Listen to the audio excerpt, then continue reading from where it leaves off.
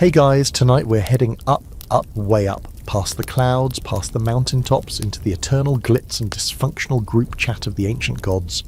Welcome to Mount Olympus. You've heard the names, Zeus, Hera, Athena, but tonight we're peeling back the curtain on the real personalities behind those marble statues. Spoiler alert, you probably won't survive this.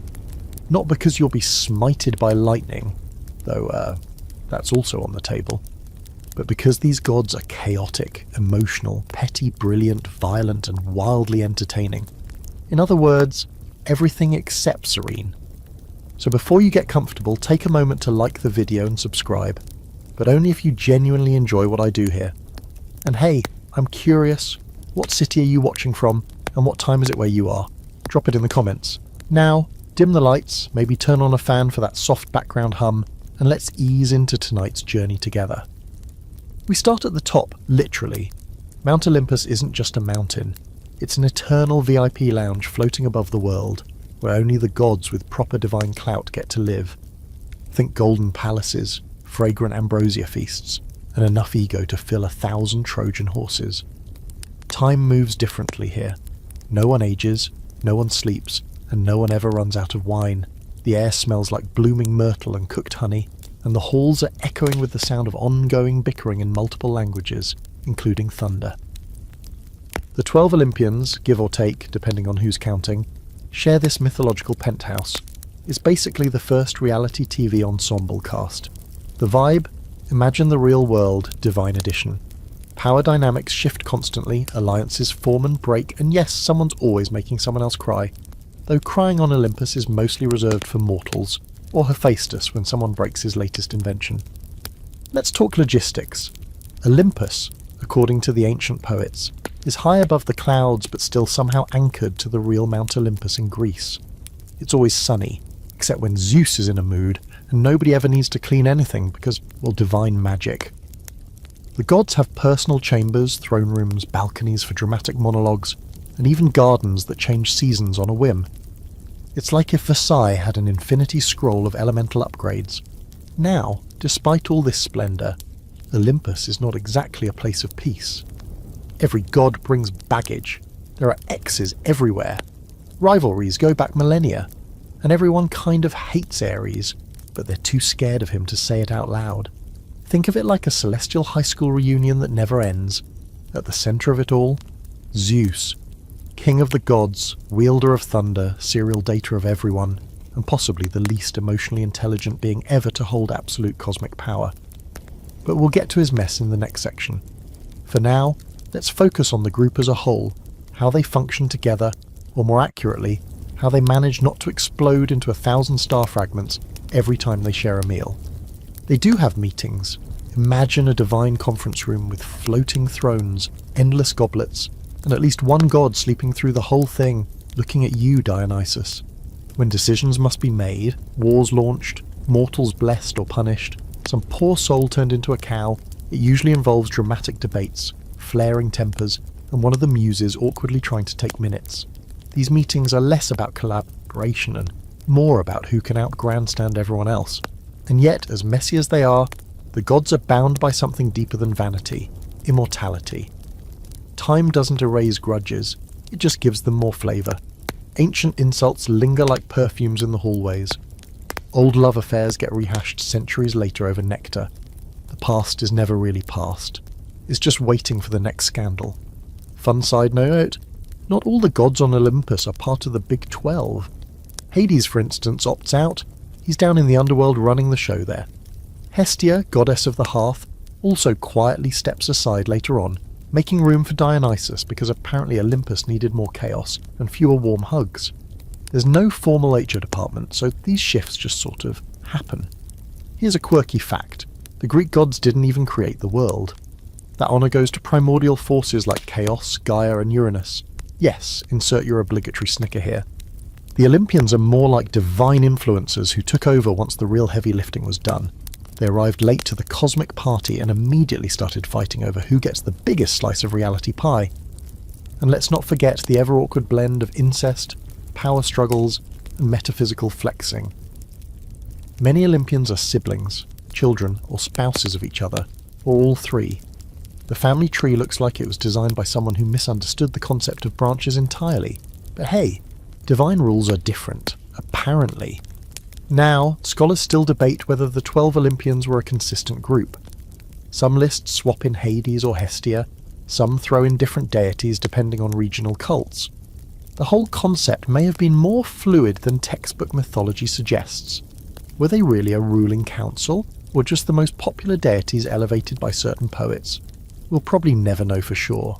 But what we do know is that each of them had a distinct personality, fan base, and drama, which means tonight's story is going to be anything but dull. So, welcome to Olympus, friend. You've got a front row seat to a divine drama that shaped Western civilization. Just try not to catch a stray thunderbolt or get turned into a tree, okay? Zeus! You've seen him in paintings, statues, maybe even in video games.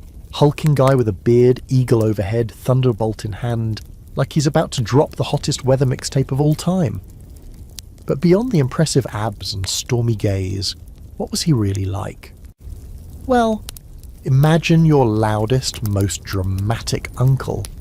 Then give him the power to control the sky, immortality, and a deep aversion to keeping his toga on. That's Zeus in a nutshell. He isn't just the king of the gods, he's the king of getting his way. His throne sits in the centre of Olympus, carved from storm clouds and framed by lightning. When he walks into the room, things hush, not out of respect, but because everyone's waiting to see what mood he's in. He could bless you with a golden crown or turn you into a goose, or, turn himself into a goose and seduce someone. That happened. More than once. At first glance, Zeus seems like the classic ruler. Decisive, powerful, always ready to smite someone for looking at him wrong. But the truth is, he's got the emotional range of a caffeinated soap opera star. He gets jealous, he gets insecure, he throws thunderbolts the way a toddler throws crayons. And when it comes to love, oh boy, Zeus doesn't fall in love, he hunts it. In various forms. Sometimes he's a bull, sometimes he's a swan. Once he showed up as a golden shower. We're not making that up. Ask Danae. His relationships rarely end well. Not for the women involved, not for their mortal husbands, and definitely not for Hera, his wife, who has to watch this eternal drama unfold while maintaining queen status. You'd think being the top god would come with some maturity, but nope. Zeus is the original do as I say, not as I do guy. He punishes humans for lying while shape-shifting into farm animals to sneak into women's bedrooms. One of the more serious historical bits? In many myths, Zeus actually overthrew his father, Cronus, who'd been devouring his children whole to avoid being usurped. Classic parenting. Zeus tricked Cronus into vomiting up his siblings, then led a 10-year war against the older generation of gods, the Titans. This wasn't just a battle, it was the first divine family feud on record. When he finally won, Zeus split the world into 3 with his brothers. Poseidon got the sea, Hades got the underworld, and Zeus took the sky. Because of course he did. Despite the drama, Zeus wasn't just a raging storm in sandals. He could be wise. Occasionally, he was known as the protector of hospitality, justice, and oaths, at least when it didn't interfere with his latest romantic plotline. People prayed to him before weddings, trials, and battles. His temples, especially the one at Olympia, were colossal, and sacrifices to him were usually the biggest and bloodiest. You wanted Zeus on your side because when he wasn't, your city might experience an unseasonal hurricane, or get flattened by a magical cow.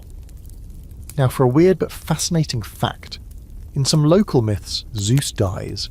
Yeah, it's not widely known, but a few ancient writers suggest that in certain regional traditions, Zeus had a tomb. There's even a spot on the island of Crete where some locals insisted he was buried.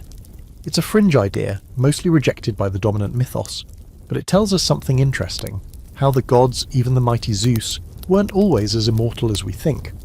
Some scholars think this reflects older earth god traditions where divine figures die and are reborn like crops. Others argue it's just early fanfiction. The debate's still alive, which is wild when you remember we're talking about someone people used to sacrifice bulls to. Also up for debate. Was Zeus always this Zeus? Some scholars argue that the thunder-hurling, throne-sitting Zeus of Homer and Hesiod is a mashup of earlier sky gods from different regions. One possibility is that he was originally a weather god absorbed into a broader pantheon, gaining kingly traits along the way. In other words, Zeus may have started as just a storm guy, and evolved into the messy boss of the universe once mythmakers needed a central authority figure. Basically, the ancient version of rebranding.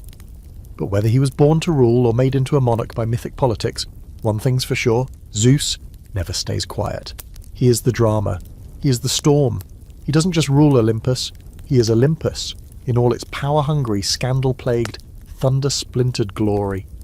Still, it's weird how often he's fooled. Mortals trick him. His wife schemes behind his back. Titans try comebacks under his nose. For someone who can hear every oath and see everything from the sky, he's surprisingly easy to outmaneuver. Maybe it's arrogance. Maybe it's the eternal distraction of chasing affection. Or maybe, just maybe, immortality comes with a blind spot for your own nonsense. So as you gaze up at the sky tonight, remember, every flash of lightning, every sudden rumble, could just be Zeus, expressing himself, or throwing a tantrum, or trying to impress someone who's already sworn a chastity vow again. Now let's talk about Hera, Zeus's wife, queen of the gods, and the undisputed empress of holding a grudge. If Olympus had an HR department, Hera would run it with icy precision and a smile that could curdle milk. She's the goddess of marriage and childbirth, but don't let that wholesome title fool you. Hera is regal, brilliant, cunning, and absolutely done with everyone's nonsense, especially her husband's. Being married to Zeus is not a peaceful arrangement. It's a full-time war zone with brief moments of diplomacy and a lot of passive-aggressive lightning storms. Zeus cheats, constantly, openly, sometimes subtly, most of the time not at all. Hera? She doesn't take that lying down. No, she takes it personally and then she acts. And she doesn't usually go after Zeus directly. Why bother when you can ruin the lives of his lovers and their offspring instead? Which sounds harsh, sure, but picture it from her side. Hera is the cosmic embodiment of sacred vows. Every betrayal hits her like a thunderbolt to the gut. But instead of crying in the bath with a box of ambrosia, flavoured chocolates, she unleashes slow, devastating revenge. She's not chaotic, she's surgical. You cross Hera, and you'll spend the rest of your life being turned into a cow, a bird, or wandering through cursed lands with monsters at your heels. Just ask Io, or Leto, or poor Semele, who got vaporized after Hera tricked her into asking Zeus to reveal his true form. Never ends well. Now let's not reduce her to just jealous wife tropes. Hera is more than that. She's a powerful matriarch in her own right. Daughter of Cronus and Rhea, she was swallowed at birth, as you do when your dad's terrified of being overthrown, and later rescued by her youngest brother Zeus. Not the most romantic origin story, but that's divine royalty for you. When the Titanomachy, the war between the Olympians and Titans, ended, Zeus elevated Hera as queen of the heavens. Not just his consort, but his equal in status.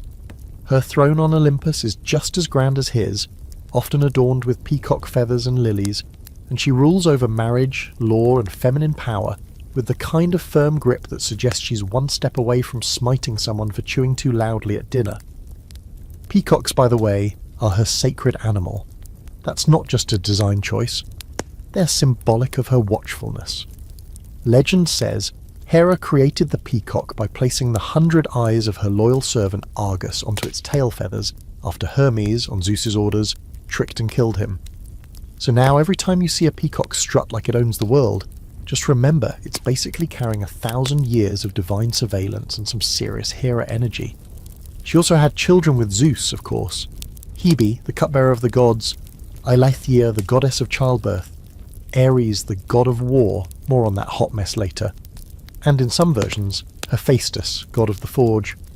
Though fun twist, in certain myths, Hera births Hephaestus without Zeus's help at all, just to prove she can. Unfortunately, when he turns out with a limp, she's horrified and tosses him off Olympus. Not exactly Mother of the Year, but again, divine standards are weird. Still, Hera has moments of real depth. She's not just throwing thunderbolts and cursing nymphs. Sometimes she protects marriages, blesses women in labour, and acts as a guardian of order. In Homer's Iliad, she's strategic, manipulating divine politics to support the Greeks, arguing fiercely with Zeus, but still managing to keep her dignity mostly intact. There's this one scene where she seduces Zeus on top of Mount Ida just to distract him from the Trojan War. She borrows Aphrodite's magic sash, flutters her lashes, and next thing you know, the king of the gods is knocked out cold in a post-divine nookie coma, while the Greeks gain ground on the battlefield. Tactical romance at its finest, a quirky fact. Hera had her own festivals, most notably the Heraia. These were women-only Olympic-style games held at Olympia in her honour. Girls competed in foot races, dressed in short tunics that left their shoulders bare. The winner got the honour of lighting Hera's altar. It's one of the few spaces in ancient Greek public life where women had the spotlight, and that's saying something in a culture that didn't exactly roll out the red carpet for ladies. The Heraia was less about brawn and more about celebrating feminine strength and divine favour, totally in line with Hera's own brand of elegant dominance. Now here's the scholarly debate that stirs the mythological pot. Was Hera always portrayed this way? Some argue that her character evolved or maybe devolved over time. There's a theory that Hera was originally a major goddess on her own, possibly predating Zeus in some regions. She may have been a powerful mother goddess figure, later relegated to wife status once the male-dominated Olympian structure took over. In that view, all her bitterness isn't just personal, it's political. It's the echo of an older divinity demoted, made to play second fiddle to her own rebellious brother-husband. Feminist reinterpretations of myth love to dig into this idea, that Hera is the survivor of a system that constantly undercuts her, and she pushes back in the only ways the pantheon allows. So the next time you see Hera in a textbook or a marble sculpture, don't just think jealous goddess, think of her as Olympus's steely backbone, the one who keeps the house in order while the thunder god gallivants across the cosmos. She's not just a queen, she's the queen, and she never forgets. If you have ever seen the sea look calm one second and absolutely murderous the next, you've already met Poseidon, at least in spirit. He's the god of the sea, earthquakes and horses, don't ask, and he's basically Zeus's moody, salt-encrusted brother who never got over being second. Poseidon is not the quiet, mystical ocean type. He's more like the guy who owns a jet ski, drinks a lot of spiced rum, and yells at storms because they won't listen to him. On Olympus, Poseidon ranks just below Zeus in seniority, and he never lets anyone forget it. He's got that classic middle child energy, loud, reactive, and always slightly salty, pun completely intended. His trident, forged by the Cyclopes, isn't just for show. With a single strike, he can shatter cliffs, summon tidal waves, or crack the earth like a sidewalk in an overdue earthquake. He doesn't walk so much as stomp, and when he's in a mood, you'll feel it in your teeth. But for all his bombast, Poseidon doesn't actually spend much time on Olympus. He prefers his undersea kingdom, a glimmering palace of coral and gems, somewhere beneath the Aegean. Down there, everything is wet and opulent. Ceiling made of kelp, floors of pearl, sea creatures drifting in and out like lazy courtiers. He sits on a throne carved from sea foam and whalebone, brooding over mortal ships and scheming about which coastal city hasn't sacrificed enough goats lately. Still, Poseidon doesn't just rule the sea, he is the sea in all its beauty and horror. He can be generous, calming storms, guiding sailors safely, blessing fishermen. Or he can snap and unleash a sea monster the size of a mountain to chew through a fleet like it's nothing. You really never know what you're going to get. He's one of those gods who remembers every slight no matter how small. You forget to build a temple? That's cute, enjoy your next tsunami. And then there are his love affairs. Oh yes, Poseidon is right there with Zeus in the pantheon of divine wandering eyes. He's had relationships with sea nymphs, goddesses, mortals, and, yep, Medusa. That particular incident was less of a romance and more of a scandal. Depending on the version, Poseidon either seduced or assaulted Medusa inside Athena's temple, which ended with Athena cursing Medusa into the infamous Gorgon we know today. Not Poseidon's proudest moment. And, typical of Olympus, the woman gets punished while the guy just dusts off his hands and rides away on a magic hippocampus. Speaking of animals, you might wonder, what's the deal with Poseidon and horses? Well, in some myths, Poseidon literally creates the first horse as a failed attempt to woo the goddess Demeter. She asks for something new and beautiful, and after several creative misfires, some say he made a giraffe or camel first, he finally nails it with the horse. She still rejects him, but hey, we got stallions out of the deal. From then on, Poseidon is linked to horses and chariot racing. Many Greek coastal cities held horse races in his honour. He's even worshipped as Poseidon Hippias, Horse Poseidon, which if nothing else gives him a pretty unique resume. Now, let's talk historical clout. In many coastal Greek cities, Poseidon was not just a sea god, he was the god. Sailors, fishermen, traders, basically anyone who didn't want to drown, paid serious respect to him. Temples to Poseidon stood on high cliffs, overlooking treacherous waters. Offerings were tossed into the surf, wine, bulls, sometimes unlucky prisoners. Anything to keep the sea in a good mood. If you were heading out to war by ship, you prayed to Poseidon first and hard. One of the most iconic temples is the Temple of Poseidon at Cape Sunion, perched dramatically above the Aegean Sea. Sailors would spot it as they approached Athens and breathe easier, knowing they'd made it. Even today it is a breathtaking spot, sunset over the sea, marble glowing, the wind carrying whispers of ancient prayers. You can almost hear Poseidon grumbling beneath the waves. And here's a fun lesser-known quirk. Poseidon once tried to be the patron god of Athens. Yeah, that Athens. He went head-to-head with Athena herself for the job. Poseidon struck the ground with his trident and made a saltwater spring which was, kind of useless for drinking. Athena offered an olive tree. Practical, sustainable, and full of oil potential. The people of Athens chose Athena. Poseidon, predictably, did not take it well. He flooded parts of the land out of spite, which feels like the exact reaction someone would have if they lost a popularity contest and had unlimited water bombs. That brings us to the scholarly side of things. There's a long-standing theory that Poseidon wasn't originally a sea god at all. Some researchers think he started out as a land or even underworld deity, associated with horses and earthquakes long before he picked up his trident. His name, Poseidon, may even mean something like husband of the earth. Over time, as the seafaring Greeks expanded, his domain shifted to match their needs. In this view, the trident came later, as part of his oceanic glow-up. Whatever his origin, Poseidon is one of the most emotionally volatile gods on Olympus. He doesn't just feel things, he unleashes them. Anger becomes a wave, disappointment becomes a drought. Joy, though rare, might bring smooth waters and silver fish gliding beneath a full moon. You don't reason with Poseidon, you ride him out. So next time you're at the beach and the tide pulls just a little harder than usual, you might want to whisper a quiet apology, just in case he's listening. Because if the sea is ever too still, too quiet, Poseidon might just be holding his breath.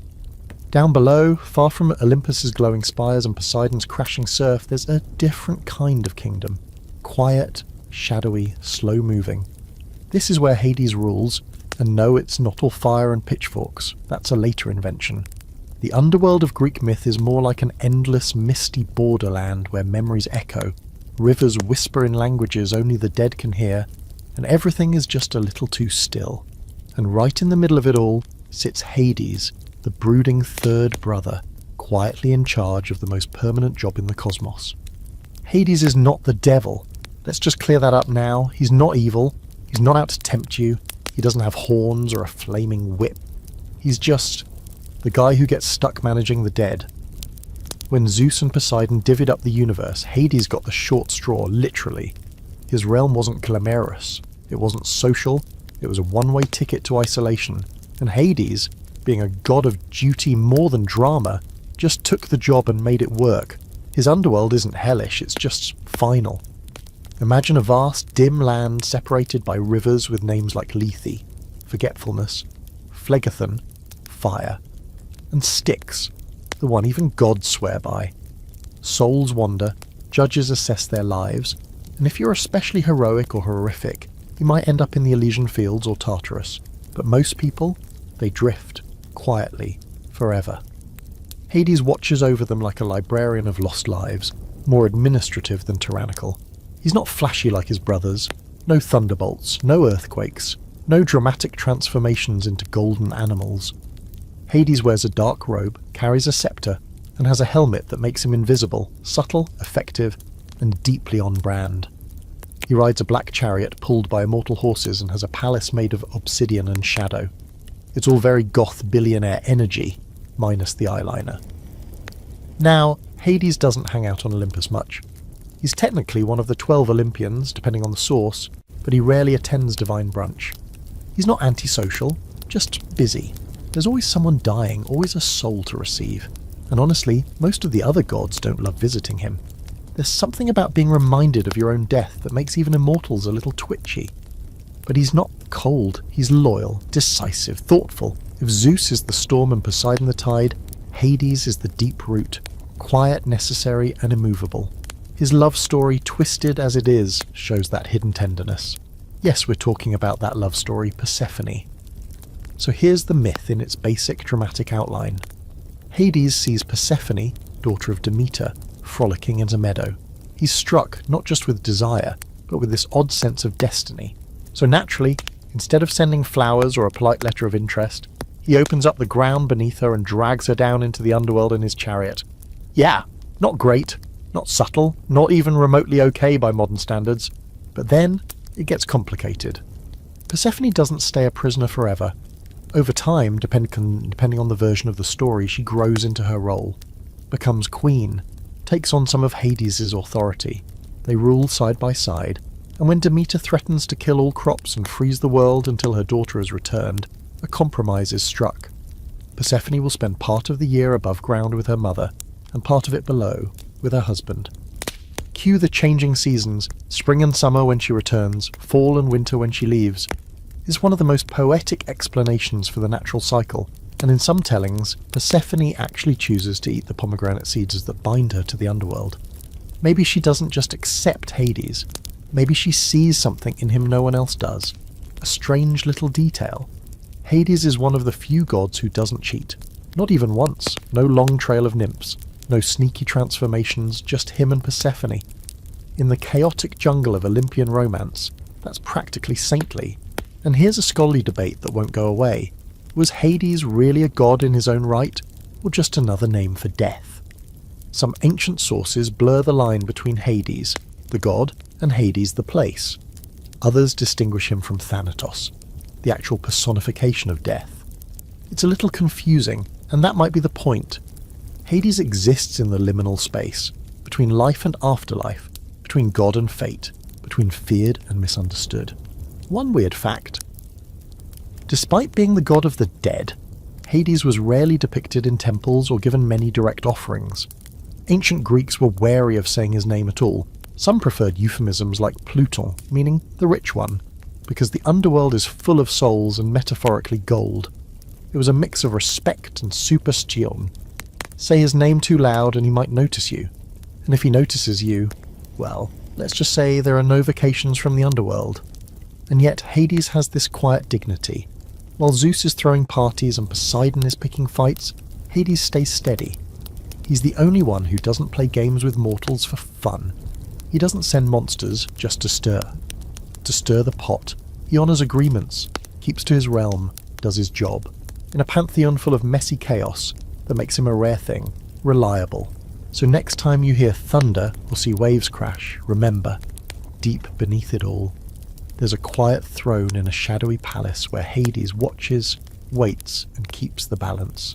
Not a villain, not a hero, just the inevitable end of every story and the one god who never pretends otherwise. Step aside, boys. Demeter is entering the story and she's got harvest to bless and grudges to carry. She's the goddess of agriculture, grain, fertility, and the general miracle of food showing up on your plate. But don't let the pastoral vibe fool you. Demeter is not just some soft-spoken earth mum weaving flower crowns. She is ancient, powerful, and capable of freezing the entire planet just because she's upset. And honestly, respect. Demeter is one of the older deities in the pantheon, and her energy feels different. Less flashy, more primal. She's tied to the land, to cycles, to growth and decay. While Zeus is throwing tantrums in the clouds and Poseidon is crashing waves just to feel something, Demeter's down here managing literal life on Earth. She makes things grow, she feeds cities, she keeps humanity from turning into a pile of starving skeletons. If that doesn't qualify as divine royalty, what does? Now, her most famous myth is the Persephone one, and yes, we already peeked at it through Hades' dimly lit lens. But let's look at it again, this time from Demeter's point of view. Picture this. Your daughter, your light, your pride, your one emotional tether in this hot mess of a pantheon, is out picking flowers, and the next thing you know, boom, she's swallowed up by the earth. Gone. No goodbye. Just vanishes. Demeter understandably loses it. She stops everything. No more grain, no more fruit. Fields wither, animals die off, rivers slow, the planet turns cold and brittle, a suspended breath waiting for the warmth to return, mortals start panicking. Sacrifices go unburned. The gods themselves begin to sweat. If humanity dies off, who's going to build temples and sing hymns? And Zeus, finally noticing that maybe ignoring Demeter wasn't the smartest idea, sends messengers down to sort it out. Eventually, Persephone comes back, but she's eaten those pomegranate seeds, and now she has to spend part of the year in the underworld. That compromise creates the seasons, sure, but more than that, it reveals Demeter's depth. She's not just a mum, she's a force, a reminder that when the goddess of life mourns, the world mourns with her. And let's be clear, she never gets over it. Not completely. Even after the deal is made, every year when Persephone returns to the underworld, Demeter retreats. That's autumn, then winter. Her grief replays, like a seasonal memory etched into the soil. It's a heartbreaking rhythm, but also beautiful, because it shows how even goddesses can't outrun loss. Demeter doesn't lash out like Hera. She doesn't explode like Zeus. She withdraws. She lets the absence speak. And that silence, it's louder than thunder. But she's not just the goddess of grief. Demeter's power has joy too.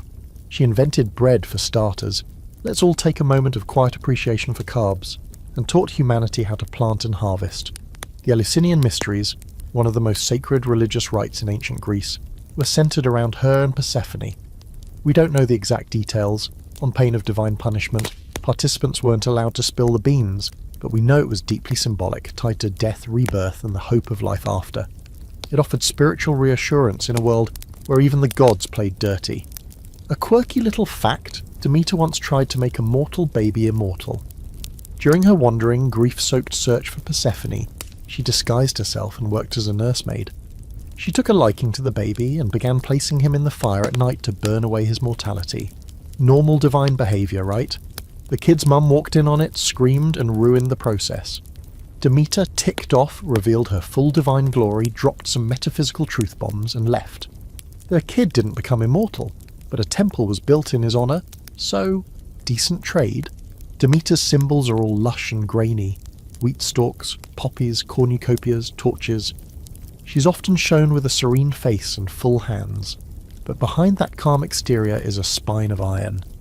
She's one of the few deities who challenged Zeus and won. He could hurl thunderbolts all day, but he couldn't grow wheat.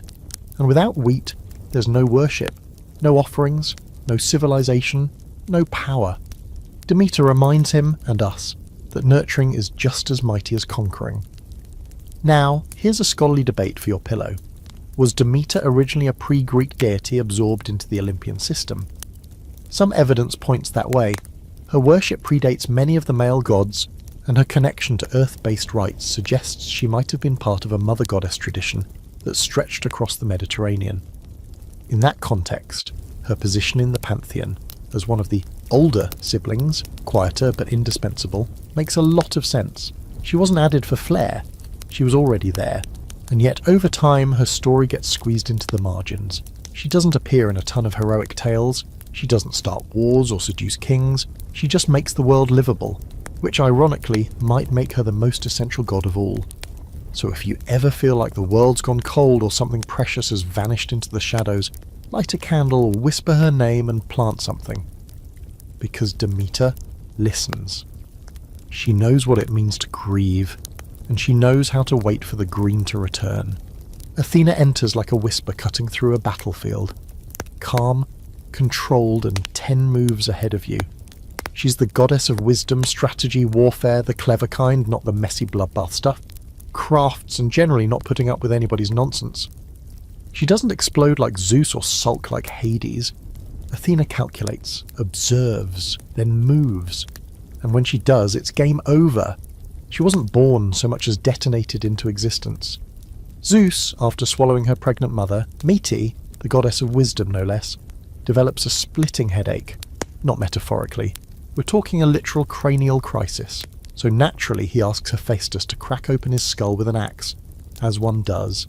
And out bursts Athena, fully grown, fully armoured, and probably already disappointed in everyone. That's her entrance. 0 childhood, 0 awkward teen phase, just instant adult genius in a bronze skirt. Athena's divine vibe is a mix of military general, philosophy professor, and emotionally unavailable mentor. She values logic over impulse, order over chaos. She's not big on emotional messiness, hers or yours. If you show her up crying about heartbreak or hubris, she'll give you a book, a loom, and a raised eyebrow. Fix it yourself, champ. She's not anti-war, far from it, but she's all about strategy. If Ares is the embodiment of brute force brawling, Athena is the commander who studies terrain, knows enemy supply lines, and already bribed the enemy's second-in-command before sunrise. She's the chessboard in human affairs. In Homer's Iliad, she's a behind-the-scenes puppeteer, nudging mortals with a smirk and a nudge, always guiding, rarely failing. Athens, the city named after her, chose her over Poseidon in that famous contest. Remember Poseidon's saltwater spring? Well, Athena planted the first olive tree instead. Useful, life-giving, not at all dramatic. The citizens went, "Yep, that's our girl." That tree wasn't just symbolic, it represented everything she stood for: wisdom, peace, prosperity, and a solid export economy. Now, Athena is one of the few Olympian goddesses who stays firmly unmarried. No flings, no dalliances, no stolen nights in flowered meadows. She's so uninterested in romance, it became part of her brand. She's often called Athena Parthenos, Athena the Virgin, and the massive statue of her in the Parthenon held that title like a badge of honour. It wasn't just about abstinence, it was about autonomy. Athena doesn't belong to anyone. She doesn't fall, she doesn't bend, she stands. That independence, though, comes with a reputation. She's often cold, sometimes harsh. Take the story of Arachne, a mortal woman who dared to challenge Athena to a weaving contest. Bold move. Arachne was good. So good, in fact, that she may have actually won. But instead of basking in mutual admiration, Athena destroyed her tapestry and turned her into a spider. Lesson learned: don't sass the goddess of crafts with your superior embroidery. And yet Athena is deeply involved in mortal lives. She mentors heroes. She pops up to help Odysseus constantly, disguising herself, planting ideas in heads, pushing people toward wisdom instead of violence. In the Odyssey, she's not just his divine helper, she's basically the co-author of his success. And when he finally makes it home, it's Athena who ensures peace, stability, and long overdue closure. While other gods start wars, Athena ends them. Let's take a weird little side fact here. Athena's sacred animal is the owl, you knew that. But what you may not know is that in some interpretations, the owl isn't just a symbol of wisdom, it's a surveillance device. In certain ancient texts, her owl is said to be able to see in the dark through lies, even into your thoughts. It's not just that Athena is smart, she sees what others can't. Whether that's metaphorical or some divine spyware situation is up to you. Her symbols, helmets, spears, shields, olive branches, are all paradoxes of peace and war. She's the only one who can carry both and not seem hypocritical. And let's not forget the Aegis, a magical shield often described as having the head of Medusa on it. It turns enemies to stone just by being glanced at. Casual, no big deal, just a war accessory that can ruin your whole life. Now here's where things get sticky. Some scholars argue that Athena's virgin persona is a later evolution, crafted by patriarchal society to make her more acceptable, safe even. The theory goes that by stripping away her sexuality, the male-dominated society could keep her powerful but non-threatening. Others disagree, pointing out that her autonomy is her power, that she doesn't need male validation or romantic entanglement to be complete. She's full-spectrum divinity on her own. And then there's the even deeper theory that Athena wasn't originally a war goddess at all. Some believe she started as a local deity of crafts and domestic intelligence in Mycenaean Greece, later merged with warrior traditions to form the Athena we know. Her character in this view is a composite, logic and power fused into a divine diplomat, a Greek Frankenstein of intellect and iron. Regardless, Athena's popularity never faded. She was loved by cities, generals, artisans and thinkers. Her statue stood tall in temples and battlefields alike. To pray to Athena was to seek clarity in confusion, strategy in chaos. She was the one you called when your brain needed to fight smarter, not harder. So if you've ever walked into a room with a plan when everyone else had a panic, or sat quietly at a table while calculating 10 different outcomes, you've channeled Athena. Not because you're cold, but because you understand that strength without thinking is just noise, and noise never wins wars. Wisdom does. Apollo arrives like the golden hour itself, flawless, radiant, and more than a little full of himself. He's the god of music, prophecy, healing, disease. Yes, both ends of the medical spectrum. The sun, archery, poetry, and pretty much anything that requires skill and applause. If the Greek gods were a band, Apollo would be the lead singer, the songwriter, and the guy who insists on directing the music video. You want brilliance? He's got it. You want humility? Try again. He's the twin brother of Artemis, born on the windswept island of Delos after his mother, Leto, wandered the earth in labour because Hera banned her from giving birth anywhere the sun touched. Classic Hera. But when Leto finally finds that loophole of a floating island, she gives birth to Apollo and Artemis, two gods so powerful that even as newborns they were already intimidating. Apollo in particular wastes no time. Within days of his birth he slays the Python at Delphi, a monstrous serpent guarding the site of the future oracle. That's like showing up to your first day of school and immediately defeating the final boss. From then on, Delphi becomes Apollo's sacred site. The oracle there, the Pythia, speaks in riddles and visions, supposedly channeling his divine wisdom. Kings and commoners alike would travel across dangerous terrain just to ask vague questions and receive even vaguer answers. Will I win the war? Gets answered with something like, a great empire shall fall, which, depending on your ego, could mean either amazing news or catastrophic failure. Apollo's always been a fan of poetic ambiguity, but there's more to Apollo than prophecy. His presence is dazzling, literally. He's the god of the sun, or at least he becomes associated with it later in Greek myth, often merging with the older solar deity Helios. Every day he's imagined steering a golden chariot across the sky, dragging the sun behind him like it's just another trophy in his endless divine collection. Golden hair, golden lyre, golden everything. He's the poster god for high-functioning narcissism, and he plays that lyre like nobody else. Music isn't just a hobby for Apollo, it's a weapon, a balm, and a form of dominion. He can charm gods, mortals, and animals with his melodies. He teaches the muses, inspires poets, and basically invented the ancient equivalent of Spotify minus the ads. But if you try to upstage him, oh no. Just ask Marsyas, the satyr who challenged Apollo to a music contest. Marsyas played the aulos, a kind of double flute, and was really good. Too good. Apollo won the contest, probably by cheating, honestly, and as punishment he flayed Marsyas alive. So yeah, don't try to outshine the sun. Apollo's love life, for all his charm, is a trail of heartbreak and transformation. He's smitten easily and hard, but it never ends well. Daphne, a nymph who wanted nothing to do with him, ended up turning into a laurel tree to escape his pursuit. Apollo, in classic fashion, then made the laurel his sacred symbol. Nothing says I respect your boundaries like turning your ex into a piece of jewellery. Another painful love story, Hyacinthus, a beautiful Spartan youth Apollo adored. They were playing discus, very romantically, and Apollo accidentally kills him with a misthrown disc. Or maybe it wasn't an accident at all.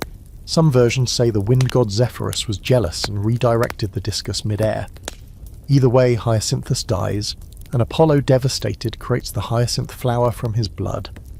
Which is tragic, poetic, and exactly the kind of thing you'd expect from the god who composes elegies about his own failures. And then there's Coronis, a mortal woman Apollo loved, who cheated on him with a mortal man. When he finds out, through his all-seeing raven, he kills her, but she's pregnant with his child, so he snatches the baby from her funeral pyre just in time. That child? Asclepius, the future god of medicine. So even Apollo's rage has a silver lining, kind of. Apollo's symbols are as dramatic as he is. The lyre, of course, the laurel wreath, the python, the sun chariot. The bow and arrow, because yes, even the radiant god of harmony has a weapon. He's the embodiment of duality, beauty and death, healing and disease, clarity and confusion. He sends plagues and cures them. He lifts the veil of truth and clouds it again with riddles. Worshipping him meant walking that tightrope of adoration and fear. Now, here's the scholarly curveball. Some experts argue that Apollo isn't originally Greek. His name doesn't have a clear Indo-European root like most Olympians. Some think he might have come from Anatolia, or even the Near East, absorbed into Greek religion as his cult spread. That could explain his complex mashup of sun god, musician, and plague-bringer traits. He's not so much consistent as he is compelling. A divine remix of many older archetypes. And then there's his relationship with Artemis, Twins, yes, but wildly different. Where Artemis is cold, wild and untouched, Apollo is polished, refined and a bit of a show-off. But they're fiercely loyal to each other. Once, when Niobe mocked their mother Leto for having only 2 children, Artemis and Apollo responded by killing all of Niobe's children. Subtlety isn't their strong suit, but solidarity? Absolutely. Apollo's what happens when light gets the ego. He walks into a room and blinds it. He sings a note and the room dissolves. He knows he's the most beautiful thing you've ever seen. And if you forget, don't worry, he'll remind you. With a song. And maybe a strategically launched plague if you're being difficult. So if you've ever met someone who's multi-talented, magnetic and just a little too aware of it, congrats. You've glimpsed Apollo. Just hope you're not holding a flute when he shows up. Artemis doesn't knock, she doesn't enter. She arrives, all cool shadows and sharpened arrows, with a look that says she'll shoot you in the kneecap if you ask about her love life. She's the goddess of the hunt, the moon, wild animals, chastity and midwifery. Basically the divine embodiment of do not disturb. If Apollo is the golden, glittering heartthrob of Olympus, Artemis is the quiet twin who vanishes into the woods and comes back with a deer slung over her shoulder and zero commentary. Born just before her brother, she's the firstborn of Leto and Zeus, and she makes her presence known immediately. According to myth, she helped deliver Apollo the moment she herself was born. Yes, you read that right. Infant Artemis took one look at the situation, rolled up her divine sleeves and played midwife for her own mother. That's her whole energy in a nutshell. Independent, competent, and not here for your drama. From the start, Artemis is clear about what she wants, and doesn't want. She marches up to Zeus, her thunderbolt-happy dad, and demands eternal virginity, a silver bow, a pack of loyal nymphs, and the freedom to roam wherever she pleases. Zeus, to his credit, says yes, probably because he knows better than to argue with a baby goddess already making threats. She gets her bow from Hephaestus, her hunting dogs from Pan, and her reputation from centuries of avoiding every romantic advance ever thrown her way. She lives outside the boundaries, literally. Artemis makes her home in the forests and mountains, far from Olympus's golden halls and godly ego fests. Her retinue is a squad of nymphs who have all taken the same vow of chastity, and they run, hunt, swim and spar together under moonlight. They don't want husbands, they don't want babies, they want freedom, and Artemis gives it to them. That said, Artemis isn't exactly known for forgiveness. Cross her and it's over. Take Actaeon, for example, a mortal hunter who have accidentally stumbled upon her bathing in the woods. An innocent mistake? Sure, but Artemis didn't exactly pause for nuance. She turned him into a stag and let his own hunting dogs tear him apart. Another time, the hunter Orion, yes, that Orion, gets too friendly or crosses a line, the myths vary wildly, and Artemis ends up killing him, either directly or indirectly. In some versions, she does it by mistake after being tricked by Apollo. Either way, the guy ends up immortalized as a constellation, which is kind of sweet, kind of traumatic, and extremely on-brand for the gods. For mortals, Artemis is a paradox. She protects women in childbirth, a brutal, sacred moment, but also guards her own virginity with lethal precision. She's associated with deer and rabbits, soft and gentle creatures, yet she's the goddess of the hunt, releasing arrows without a second thought. She inspires awe, but rarely affection. You pray to her not because you feel close to her, but because you want to stay out of her way. And yet she is deeply protective, especially of young girls, animals, and anyone vulnerable to the cruel hands of men. Artemis doesn't just exist outside the patriarchy, she's a full-blown rebellion wrapped in moonlight. She won't be possessed, defined or restrained. She gives mortals a glimpse of untamed power, the kind that doesn't seek approval, the kind that walks barefoot through ancient forests and never looks back. A quirky bit of lore? She's sometimes tied to the moon, but that wasn't always the case. In older myths, Selene was the moon goddess, riding a chariot of silver across the night sky.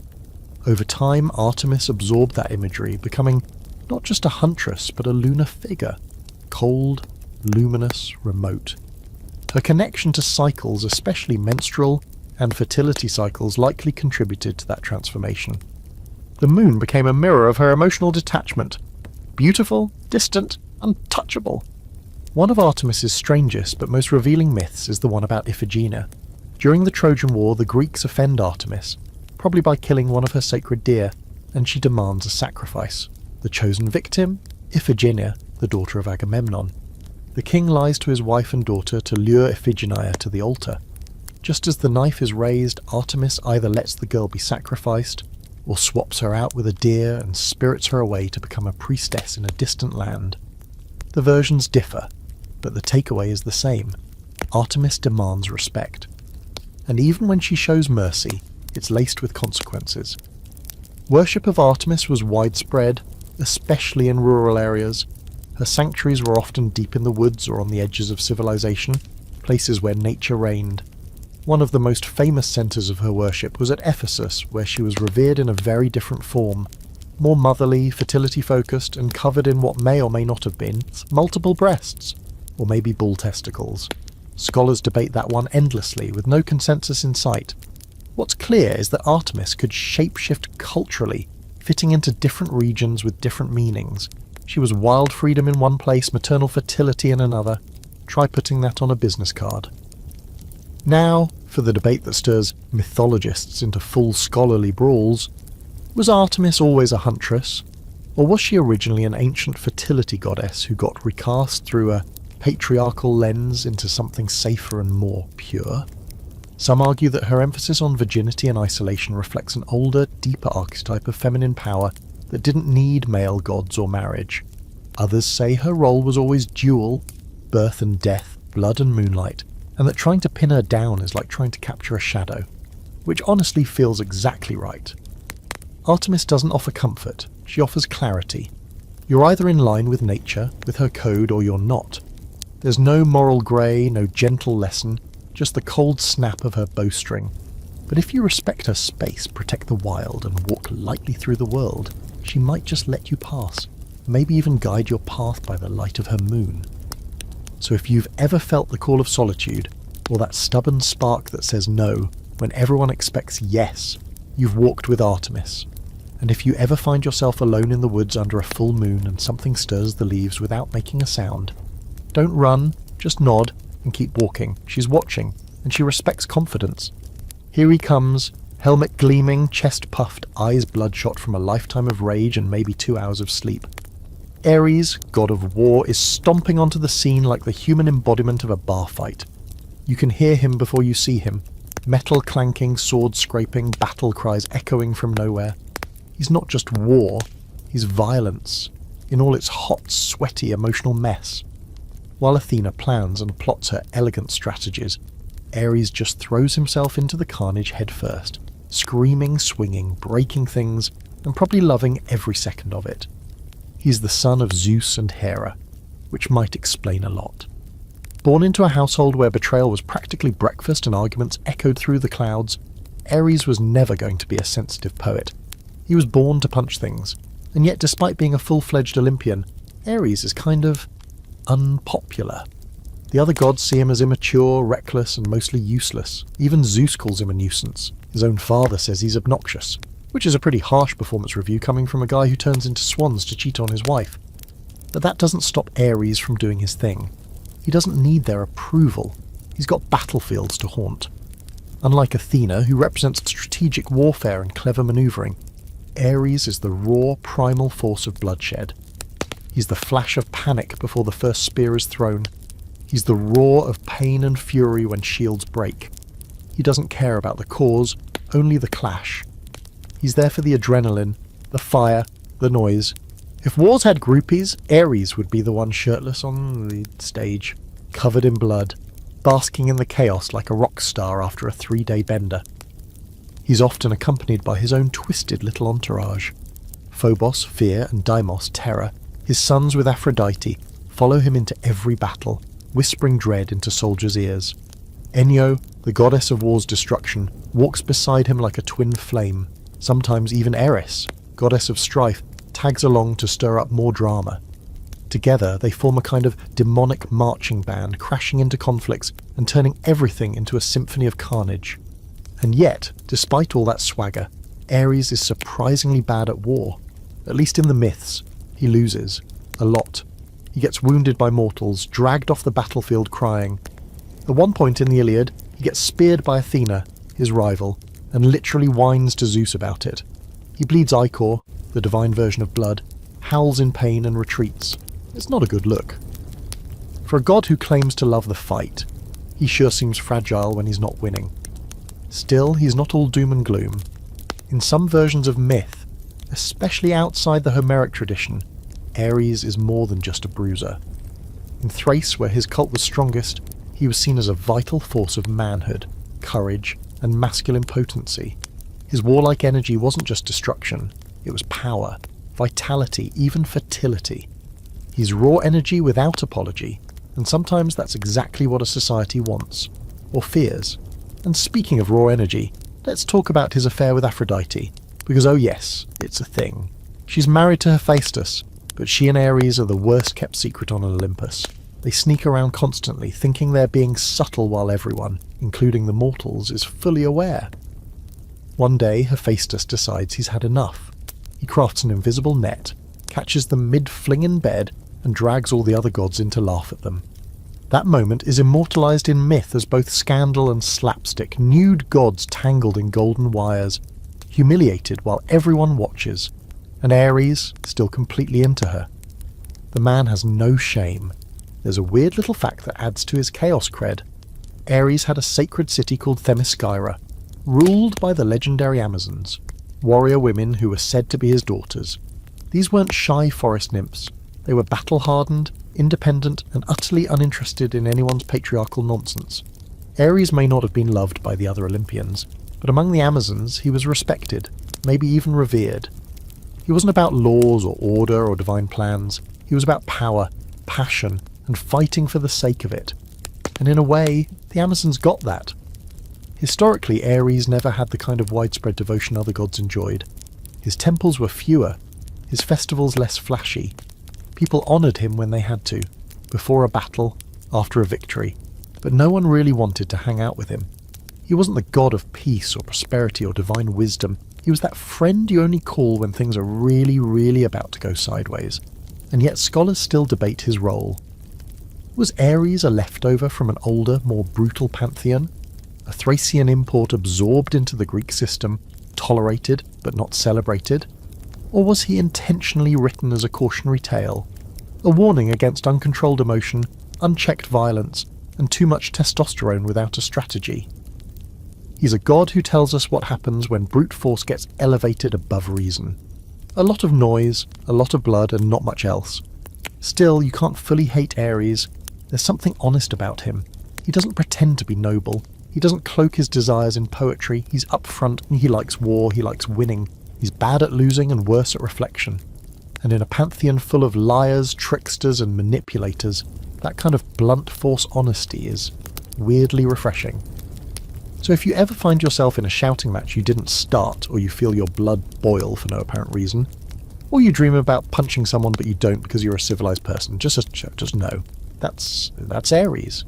He's still around, still stomping through human emotions like a wrecking ball with feelings.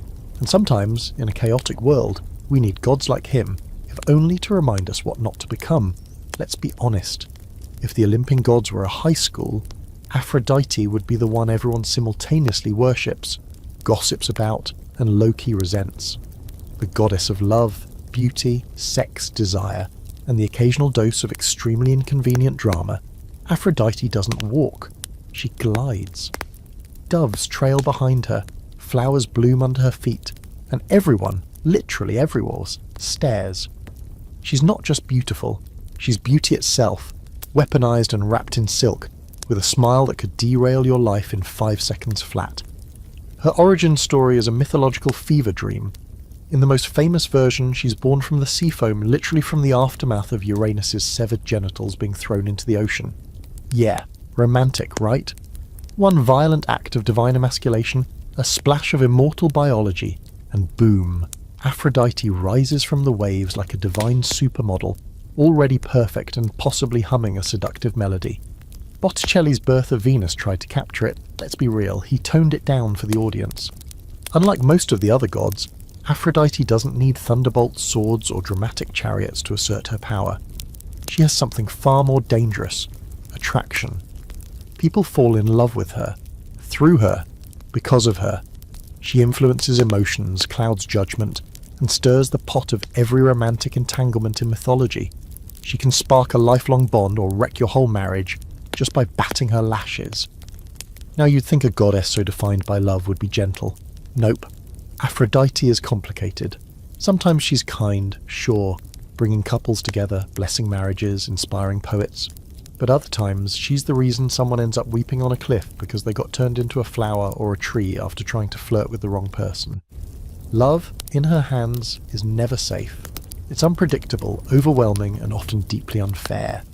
Take poor Anchises, a mortal who caught her eye. She shows up in disguise, seduces him, and only afterward reveals her true identity. Surprise, you just slept with a goddess.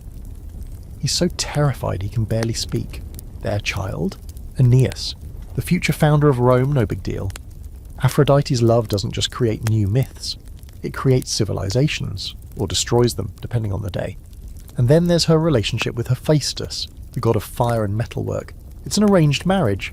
Zeus basically gives her to Hephaestus to avoid a divine brawl among the gods all vying for her attention. But Aphrodite, not interested. She cheats on him constantly, especially with Ares, the god of war. Which says a lot. She's married to the quiet, brilliant blacksmith and keeps sneaking around with the walking temper tantrum in bronze armour. It's less about affection and more about heat, passion, over patience. Of course, this all backfires. Remember the golden net trap? Hephaestus crafts a fine, nearly invisible net to catch Aphrodite and Ares mid-tryst. He then drags their tangled, embarrassed bodies into the Olympian throne room so everyone can see. Cue laughter, awkward silence, and probably a few immortal therapists doing overtime. But Aphrodite isn't shamed. She's annoyed, sure, but she brushes it off. If you're the goddess of desire, scandal is just part of the job. Her symbols, roses, doves, mirrors, swans, are all soft, seductive, and carefully curated, but they conceal a wild edge. One of her oldest cult titles is Aphrodite Aurea, warlike Aphrodite. That's right, even the goddess of love has a battle mode. In some cities, especially in earlier versions of her worship, she wasn't just about passion. She was about power, the kind that conquers without touching a blade. And her influence? Absolutely everywhere. The Trojan War literally starts because of her. During the Divine Beauty Contest, Paris choosing between Hera, Athena and Aphrodite, she bribes him with the most beautiful mortal woman alive, Helen. Paris accepts, Helen gets taken, and suddenly Greece and Troy are in a decade-long disaster because one goddess couldn't resist showing off. That's Aphrodite in a nutshell. Beautiful, brilliant, and completely unaware or uncaring of the consequences. A quirky side note, Aphrodite had a magical belt, sometimes called a girdle, which sounds more like underwear than it should, that made anyone who saw her instantly infatuated. Hera borrows it once to seduce Zeus, because even gods need a little help now and then. In modern terms, it's basically the divine equivalent of an unbeatable dating profile and a really good lighting filter. But here's the academic twist. Aphrodite may not have been Greek to begin with. Some scholars trace her origins to Eastern goddesses like Ishtar or Astarte, deities of love, fertility and war from Mesopotamia and the Levant. This would explain her complex nature. She's not just a flirt with a seashell, she's a deep, ancient force layered with passion and danger. As she was absorbed into the Greek pantheon, she kept those old world vibes under a shiny golden filter. And let's not forget her more tender side. Aphrodite isn't just about carnal desire. She's the mother of Eros. Yes, that Eros, the mischievous god of love. And often steps into the role of protector for lovers and those broken by love. She can be generous, even gentle, when she's not busy lighting hearts on fire just to watch what happens. There are stories where she helps mortals find real happiness. It just doesn't happen very often. Aphrodite doesn't operate in fairness, she operates in intensity. You might fall in love thanks to her, but you might also drown in it. She teaches that beauty is powerful, but not always kind. That desire can uplift or undo. That love is as much about chaos as it is about connection. So if you've ever written a bad poem about someone who didn't text you back, or made a terrible decision because of a crush, or fallen headfirst into something you knew would end badly, you've brushed against Aphrodite's wake, and if you're lucky, all you got was a good story and not a full-blown myth. Now, let's lower the volume and strike a hammer to metal, because it's time to talk about Hephaestus, the god of fire, forges, blacksmithing, invention, and some seriously underappreciated emotional depth. He's not the shiniest god on Olympus, not the most charming or flashy. In fact, he's kind of the opposite, limping, soot-streaked, reclusive, and perpetually underestimated. But make no mistake, and if you're wearing armour, holding the sword, sitting on a golden throne, or admiring some intricate piece of divine tech, that's all him. While the rest of the gods strut around making chaos, Hephaestus builds the world they live in. He's the son of Hera, or possibly of Hera alone, depending on which myth you're reading. In one version, she creates him without Zeus, just to prove she doesn't need a man to produce a child. But when she sees that he's not perfect, specifically that he has a physical disability, she panics and throws him off Olympus. Yes, his own mother ejects him from the divine clubhouse because he doesn't fit her golden standard. That's the beginning of Hephaestus' story. Rejection, fall, pain. He crashes down to earth, or in some versions into the sea, and is either nursed back to health by the sea nymphs Thetis and Eurynome, or left to grow up bitter and broken.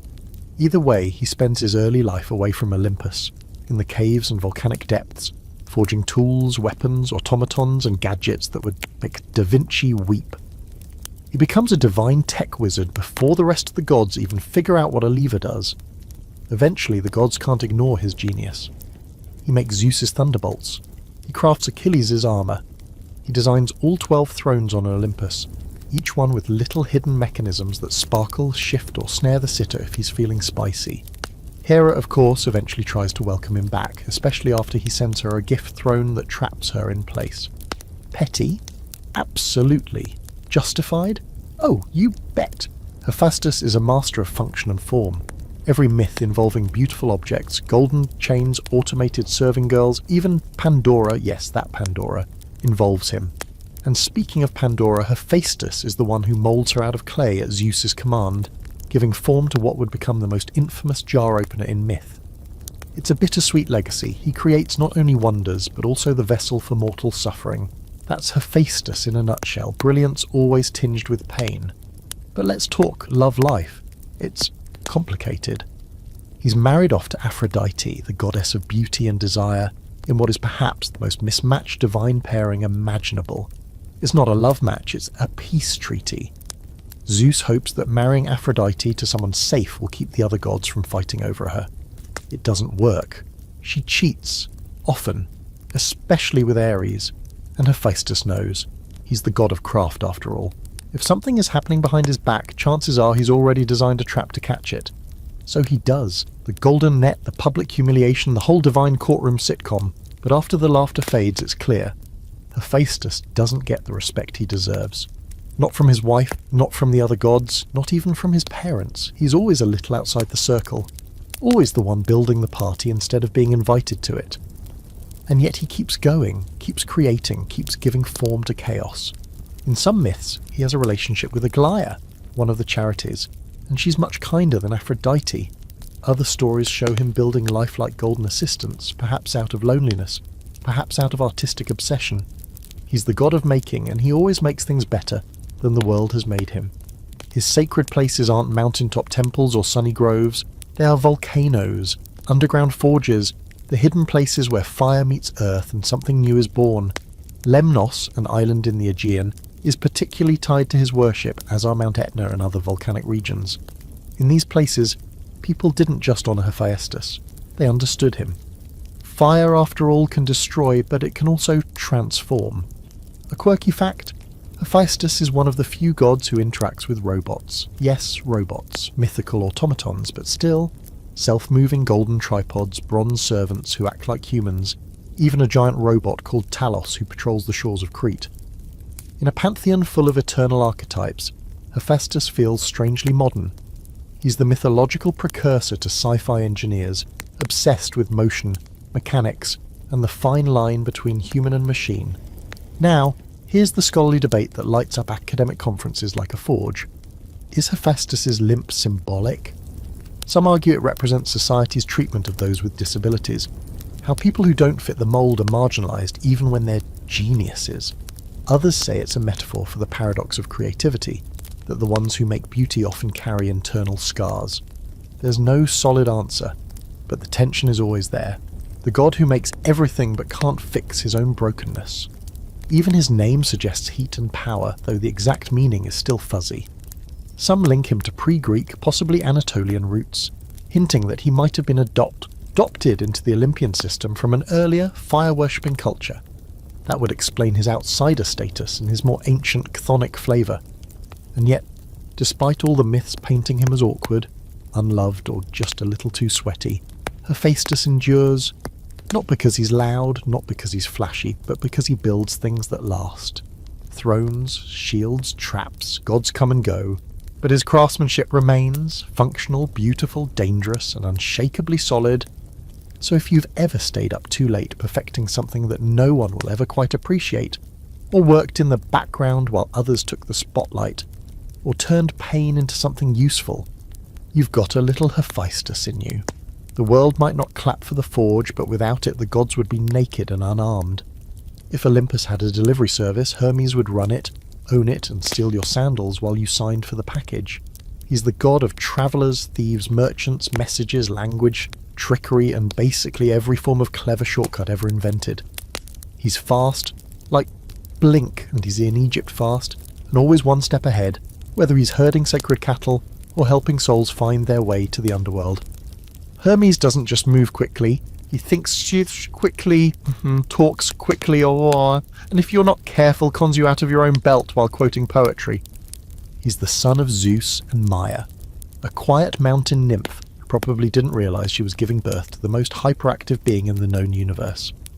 According to myth, Hermes invents the lyre on the day he's born, using a tortoise shell, some gut strings, and the kind of confidence only a divine newborn could muster. By nightfall, he's already stolen Apollo's sacred cattle, reversed their hooves to confuse the trail, and composed an alibi charming enough to disarm the god of music. And rather than punishing him, Apollo laughs. Then he takes the lyre as a gift, and the two become weirdly tight. That's Hermes in a nutshell. Causes problems, makes them look like magic, walks away richer. He wears a winged helmet and the winged sandals, not because he's trying to be cute, but because he literally cannot sit still. Hermes is the only god who moves freely between all the realms, Olympus, Earth, and the underworld. He serves as the divine messenger, which sounds boring until you realise it gives him access to every god's secrets. He's read all the celestial group chats, knows who's hooking up with whom, and probably has blackmail material on every single Olympian.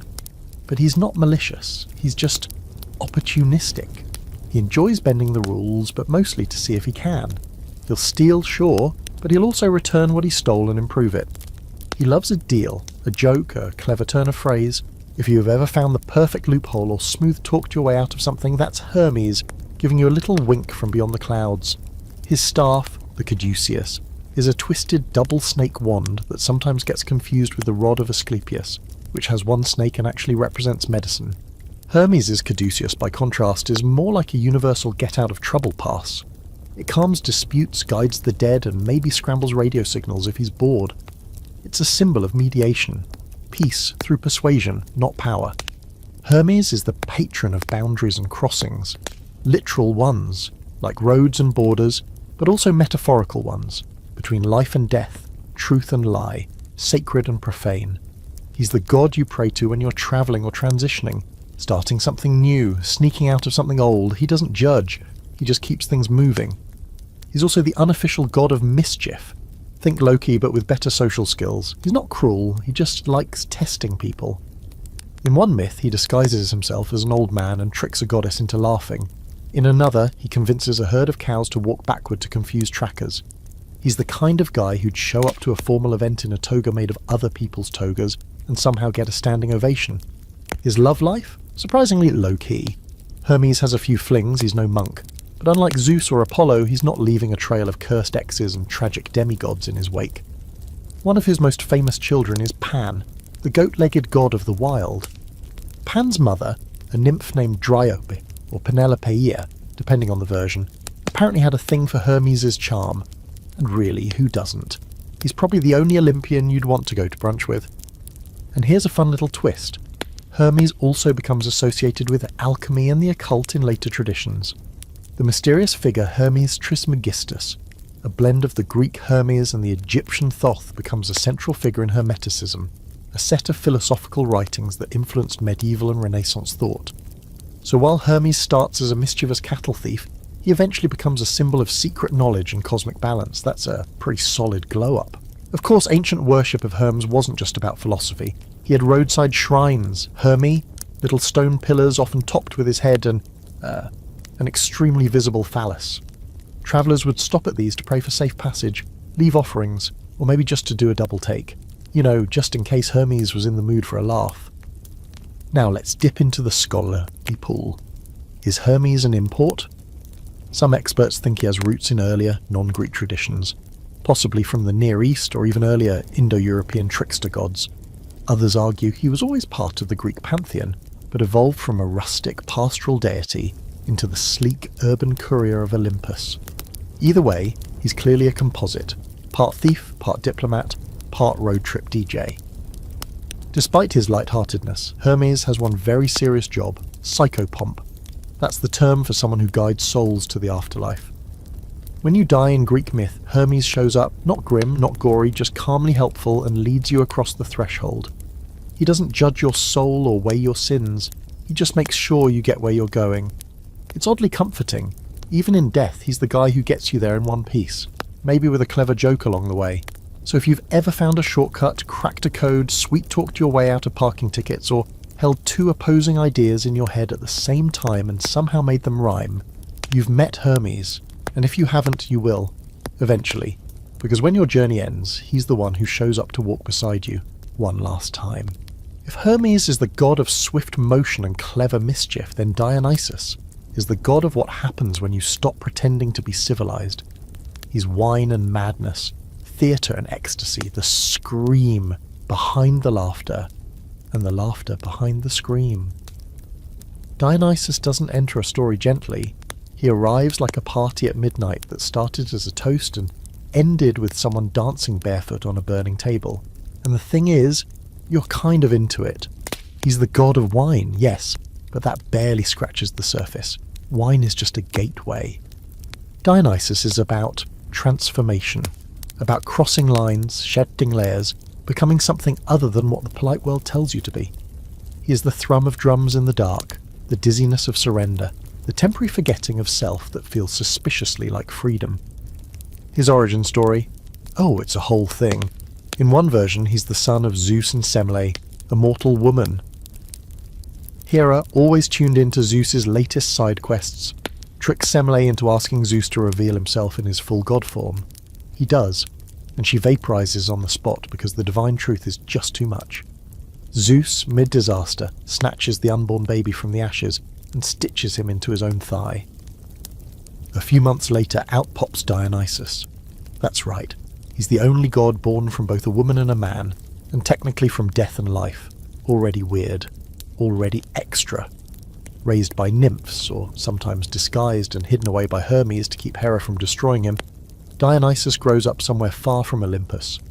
His adolescence is spent wandering, learning, winemaking, collecting strange followers, shape-shifting, and gathering wisdom that none of the other gods seem to understand. By the time he comes back to claim his seat on Olympus, he's got a crew of satyrs, maenads, wild female devotees, leopards, and a whole new kind of divine energy. The gods don't know what to make of him, but they can't stop him either. Dionysus isn't just about good times and grape juice. His domain includes madness, possession, altered states of consciousness. People worshipped him not just with prayers but with rituals, orgiastic dances, trance-like processions, and full-blown theatrical productions. The ancient Greek theatre festivals dedicated to Dionysus. Because drama, after all, is another kind of transformation, a shedding of identity to become something else for a little while. His followers, the maenads, are particularly intense.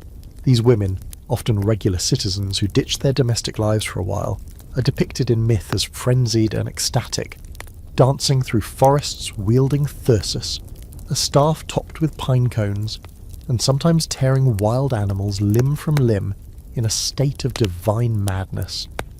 Were these literal orgies of chaos, or symbolic representations of feminine release in a repressive culture? Scholars are still arguing. But either way, the message is clear. Dionysus doesn't ask you to stay within the lines. He asks if those lines ever made sense in the first place. And yet, he's not malevolent. He can be terrifying, yes, when denied, when mocked. But he's not cruel for fun. He offers release, he offers freedom. But like all things with power, that freedom comes with risk. Accept him, and you may laugh like never before. Reject him, and things get messy. Ask Pentheus, the king of Thebes. When he tries to ban Dionysus's worship and spy on the women's rituals, Dionysus tricks him into dressing like a woman and sneaking into the woods. There, in a frenzy, the Maenads mistake him for a lion and tear him apart, including his own mother. No, really. This is not your safe space god. This is your tear down the safe space god, and then there's Dionysus's aesthetic, completely unmatched. He rides in chariots pulled by panthers, crowned in ivy, cloaked in wine-stained robes. His face is soft, almost androgynous, framed in curls. He blurs all boundaries, gender, sanity, power. He's not Apollo's golden clarity. He's the beautiful blur of what happens after the third drink. But he's not sloppy. That's the trap. Dionysus isn't drunkenness. He's the god of being intoxicated well. He's the art of letting go with precision, of falling apart in style.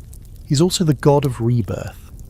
In old Orphic traditions, Dionysus is linked with Zagreus, a mysterious chthonic version of himself who is dismembered by titans and reborn, carrying themes of death and resurrection that echo across religious systems.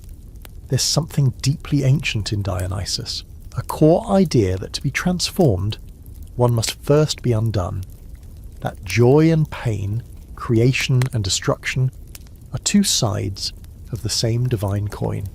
Here's a quirky note. He's the only Olympian to grant full divine status to a mortal woman he loved, Ariadne. After she helps Theseus defeat the Minotaur and gets abandoned on an island, thanks, hero, Dionysus finds her, marries her, and lifts her to the stars as a constellation.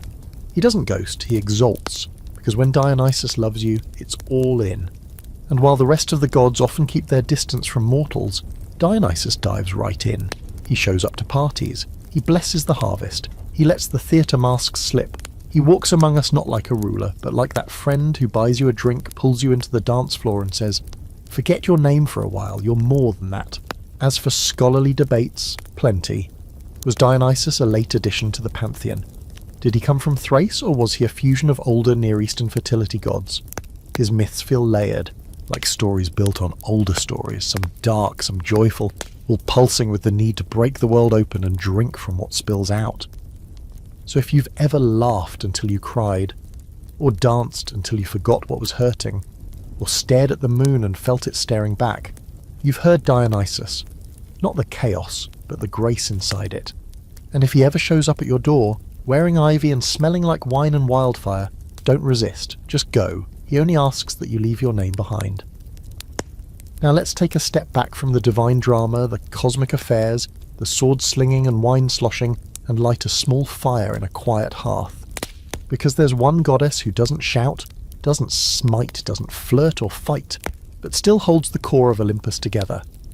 Her name is Hestia, and if you've never heard much about her, that's sort of the point. She's the goddess of the hearth, the home, and domestic harmony. Not flashy, not scandalous, just essential.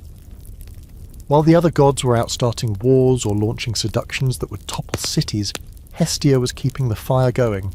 Always. She's the firstborn child of Cronus and Rhea and, ironically, the first to be swallowed by her dad when he tried to dodge his overthrow prophecy. But she's also the last to be regurgitated when Zeus frees his siblings.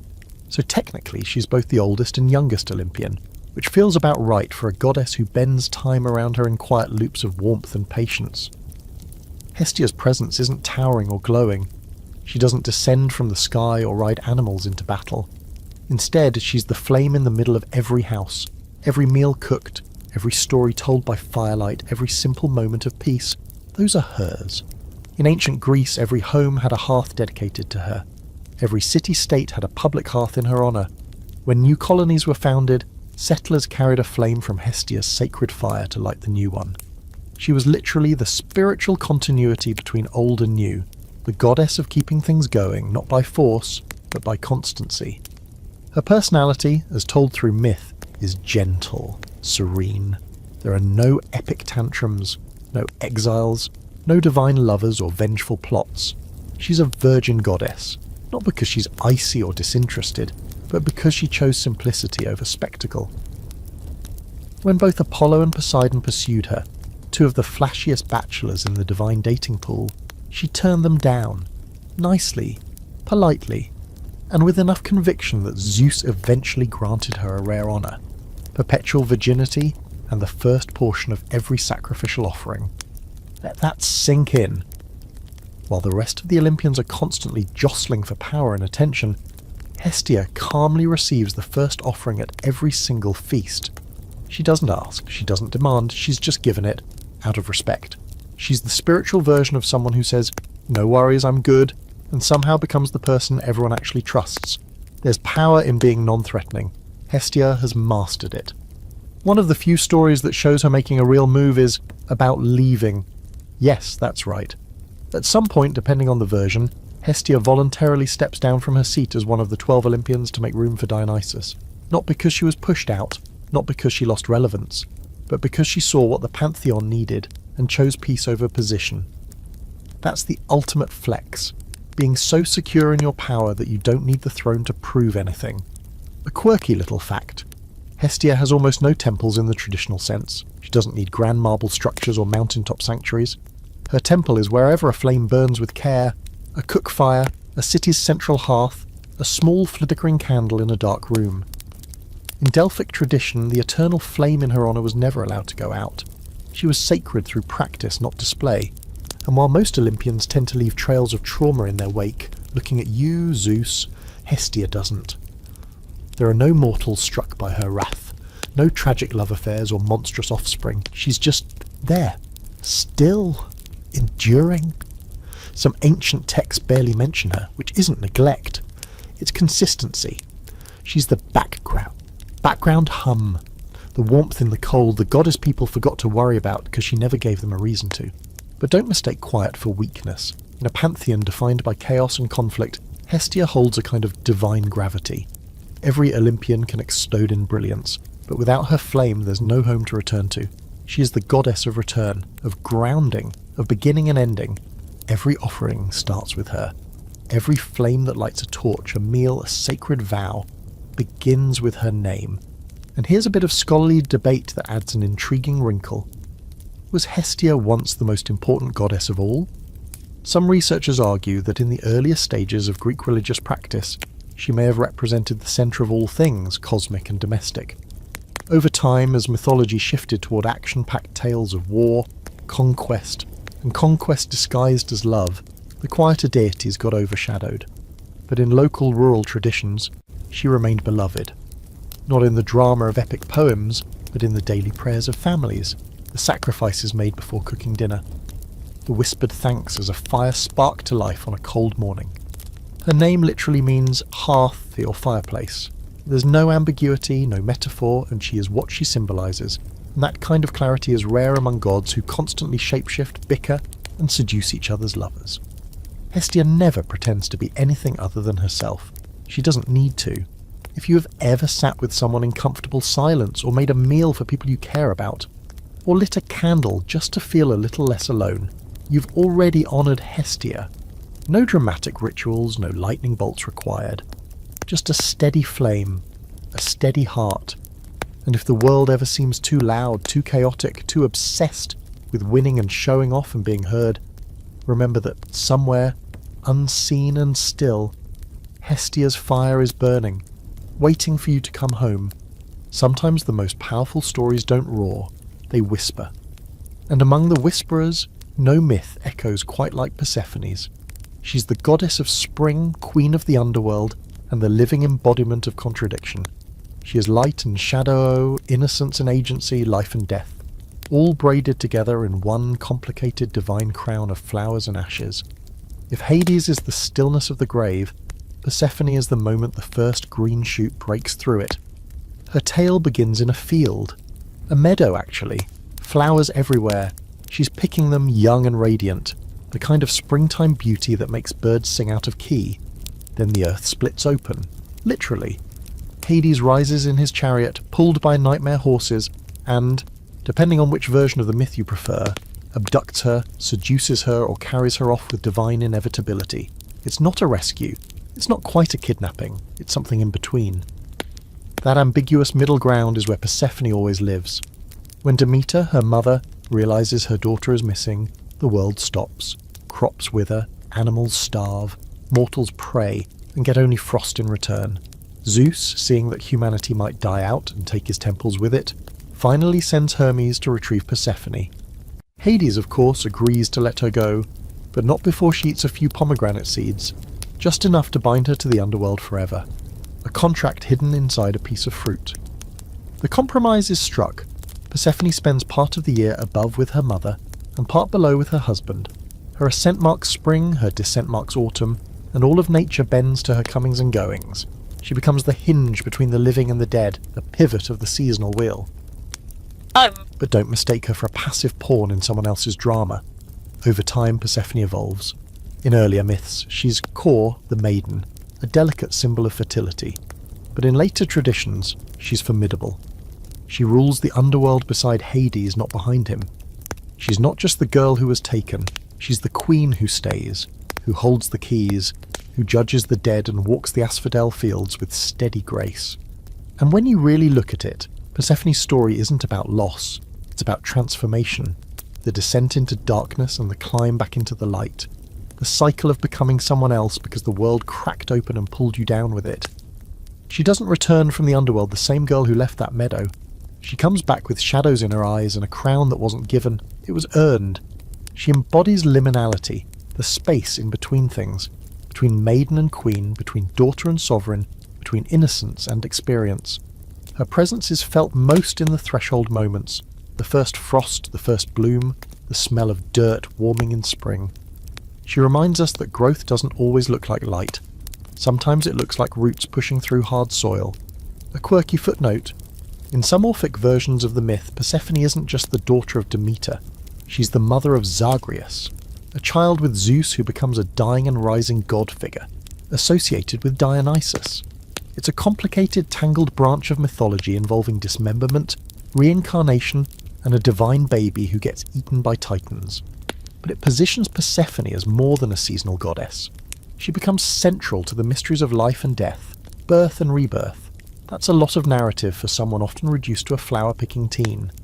And there are cults, big ones.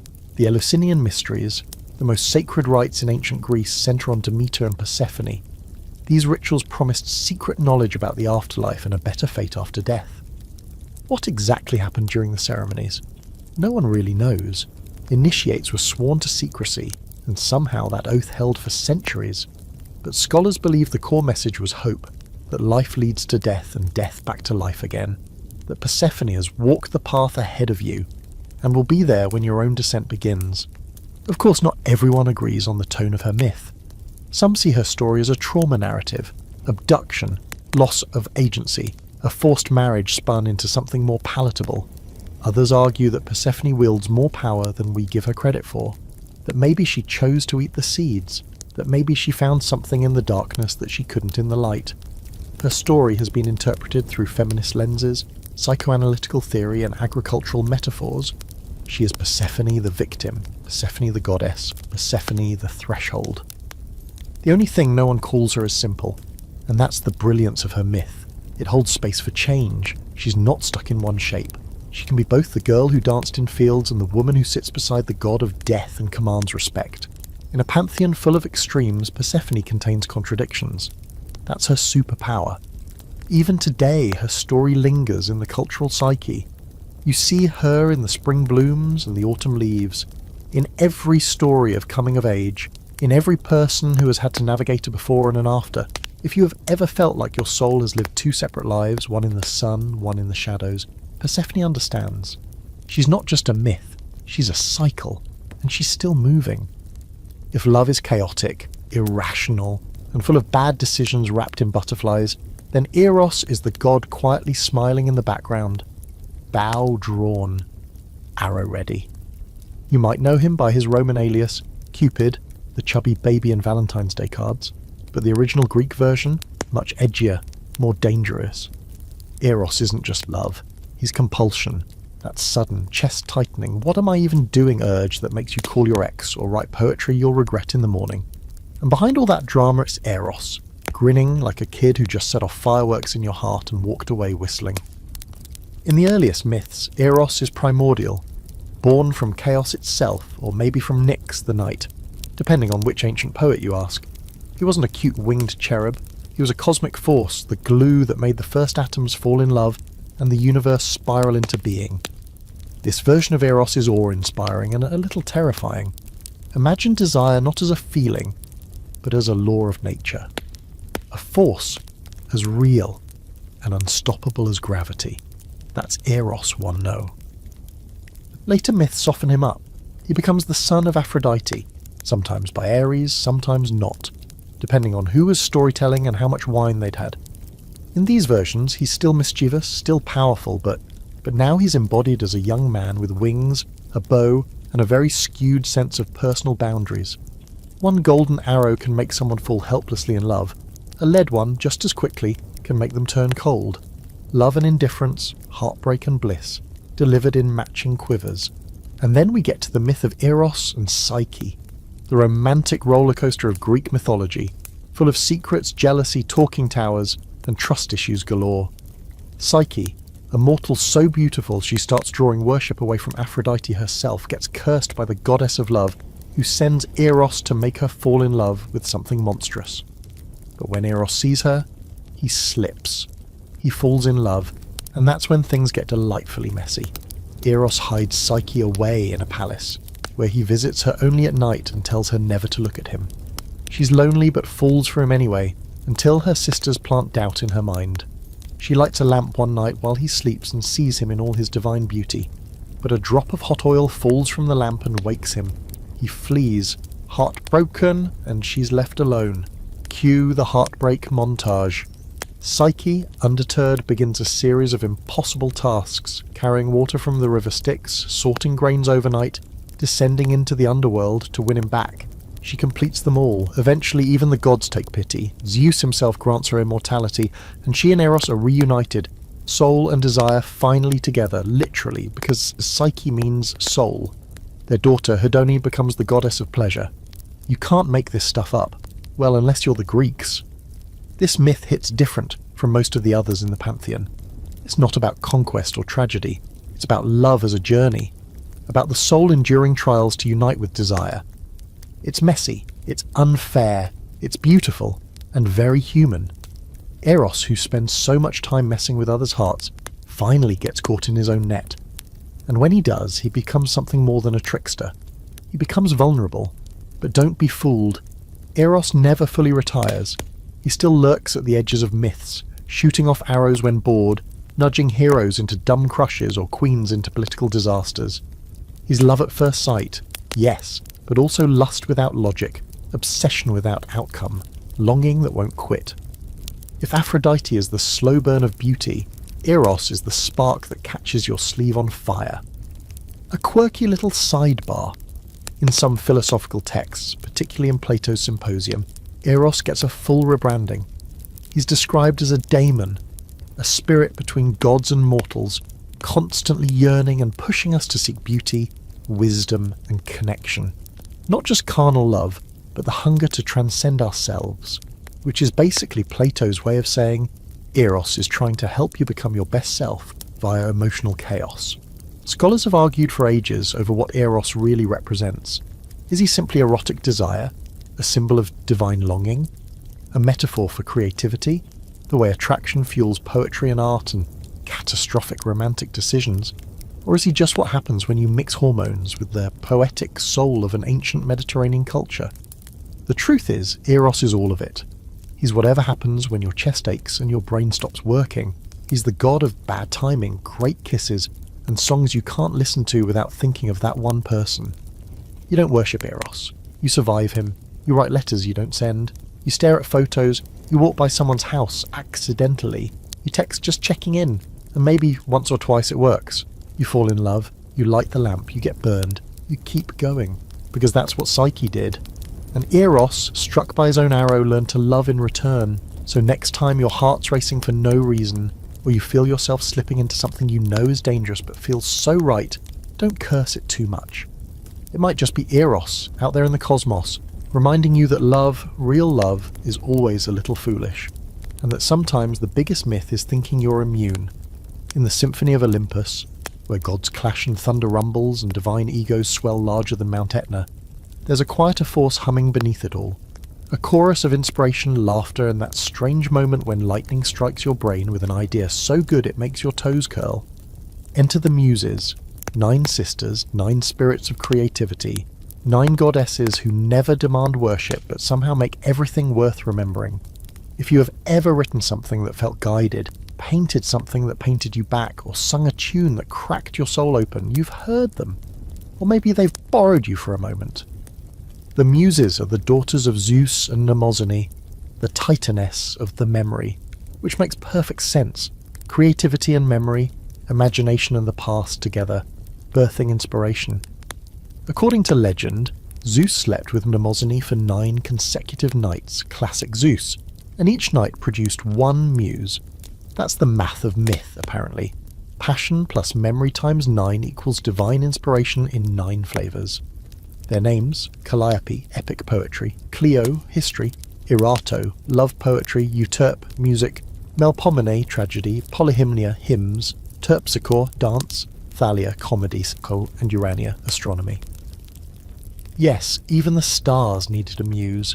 Each sister has her own domain, her own mood, her own aesthetic, whether it's Clio clutching scrolls, Melpomene holding a mask of sorrow, or Terpsichore mid-twirl like she's auditioning for an eternal ballet.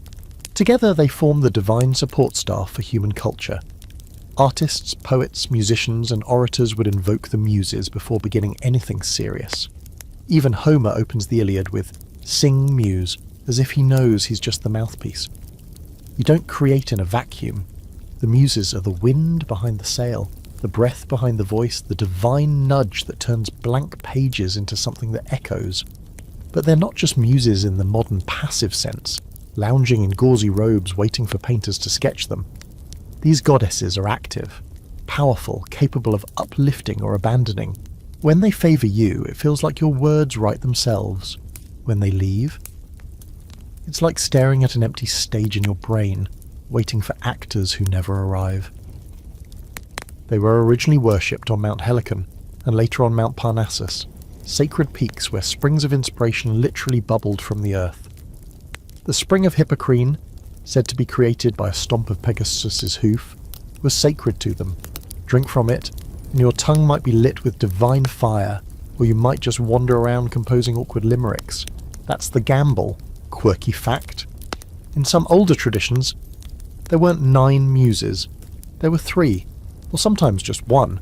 The idea of 9 solidified later, possibly under the influence of the structured arts of classical Greece when people really liked putting labels on things. Scholars still debate whether the number 9 was symbolic or just a poetic way to cover all creative bases. Either way, the final lineup stuck, and today they're the original girl group of inspiration. And while they don't often feature in headline myths, no wars started in their name, no jealous lovers turned into swans, they hover in the margins of almost every story. They were said to be present at Apollo's concerts, at feasts on Olympus, at mortal competitions of wit and song. Apollo himself is often called their leader, and together they brought harmony to Olympus's otherwise messy playlist. Let's not forget the story of the Pierides, 9 mortal sisters who thought they could outsing the Muses. Spoiler, they couldn't. The Muses let them perform, politely listened, then turned them into magpies for their arrogance. A little harsh, maybe, but there's a clear message. Don't confuse talent with divinity. Inspiration isn't something you own. It's something you borrow, and only if you ask nicely. But the Muses aren't all about punishment. They've got the rare distinction of being gods people liked. Genuinely. They weren't feared like Ares, or bargained with like Poseidon. They were welcomed. Artists didn't just pray to them, they talked to them, wrote for them, gave them credit. There's something charming about that. Gods who don't demand altars, just acknowledgement. Just a breath of gratitude before your next masterpiece. Philosophers got obsessed with them too. Plato, ever the overthinker, described the Muses not just as sources of beauty, but as the channel through which a divine truth reaches the soul. He even suggested that madness from the muses, a kind of holy frenzy, was the best kind. The kind that produced prophets, lovers and poets. Basically, if you're babbling nonsense but it feels transcendent, blame the muses, preferably in iambic pentameter. And that's the thing, the muses blur the line between sanity and inspiration. You don't always know when they've arrived, they don't announce themselves. But you'll know when they're gone.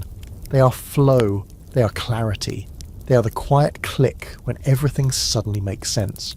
They don't shout, they hum, and if you listen, you might just catch the tune. Are they real? Doesn't matter. They have been real enough for thousands of years to every person who ever stared at a blank page and waited. They've been whispered to in studios, summoned in classrooms, invoked on stages and in basements with guitars and bad lighting. They've danced behind lovers who became poems and stood at the edges of canvases where colour didn't know what it wanted to be.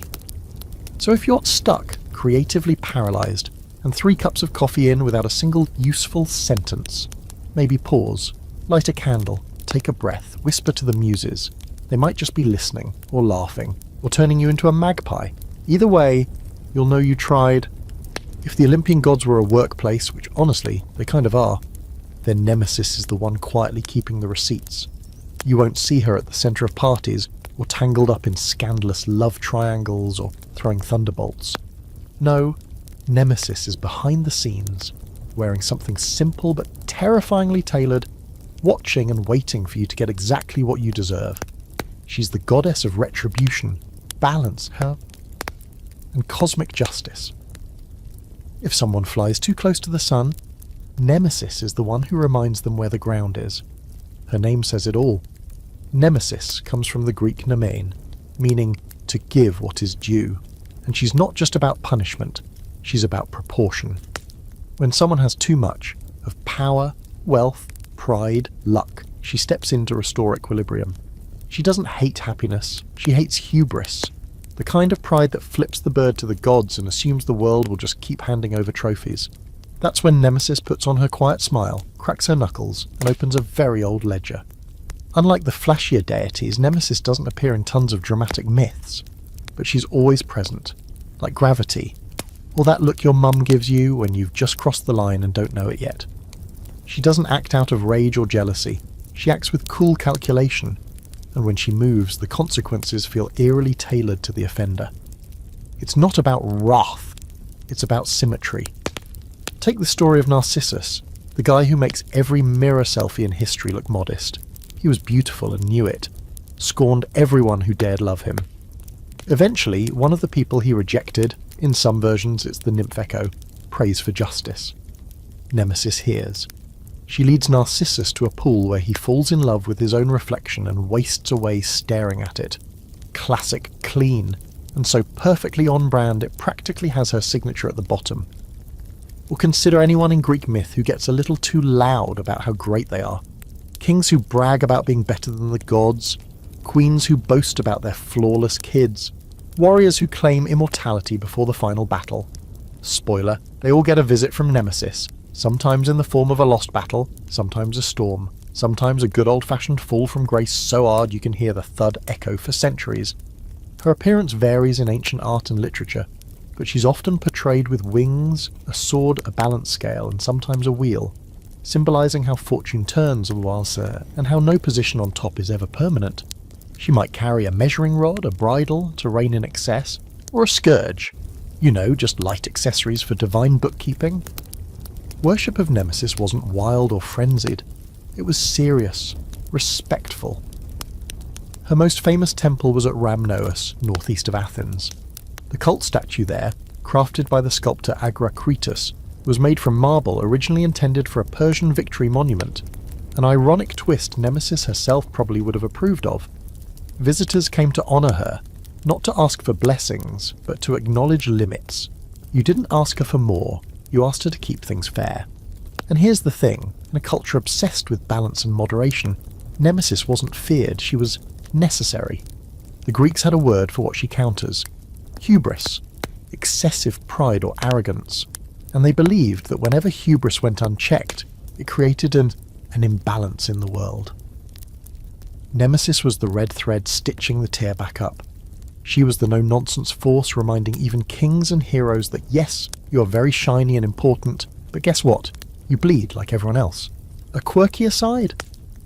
In later traditions, especially as Greek myths blended with Roman and other cultures, Nemesis started to take on some of the functions of Fortuna, the goddess of luck, but with a twist. Whereas Fortuna might roll the dice and walk away, Nemesis watches where they land.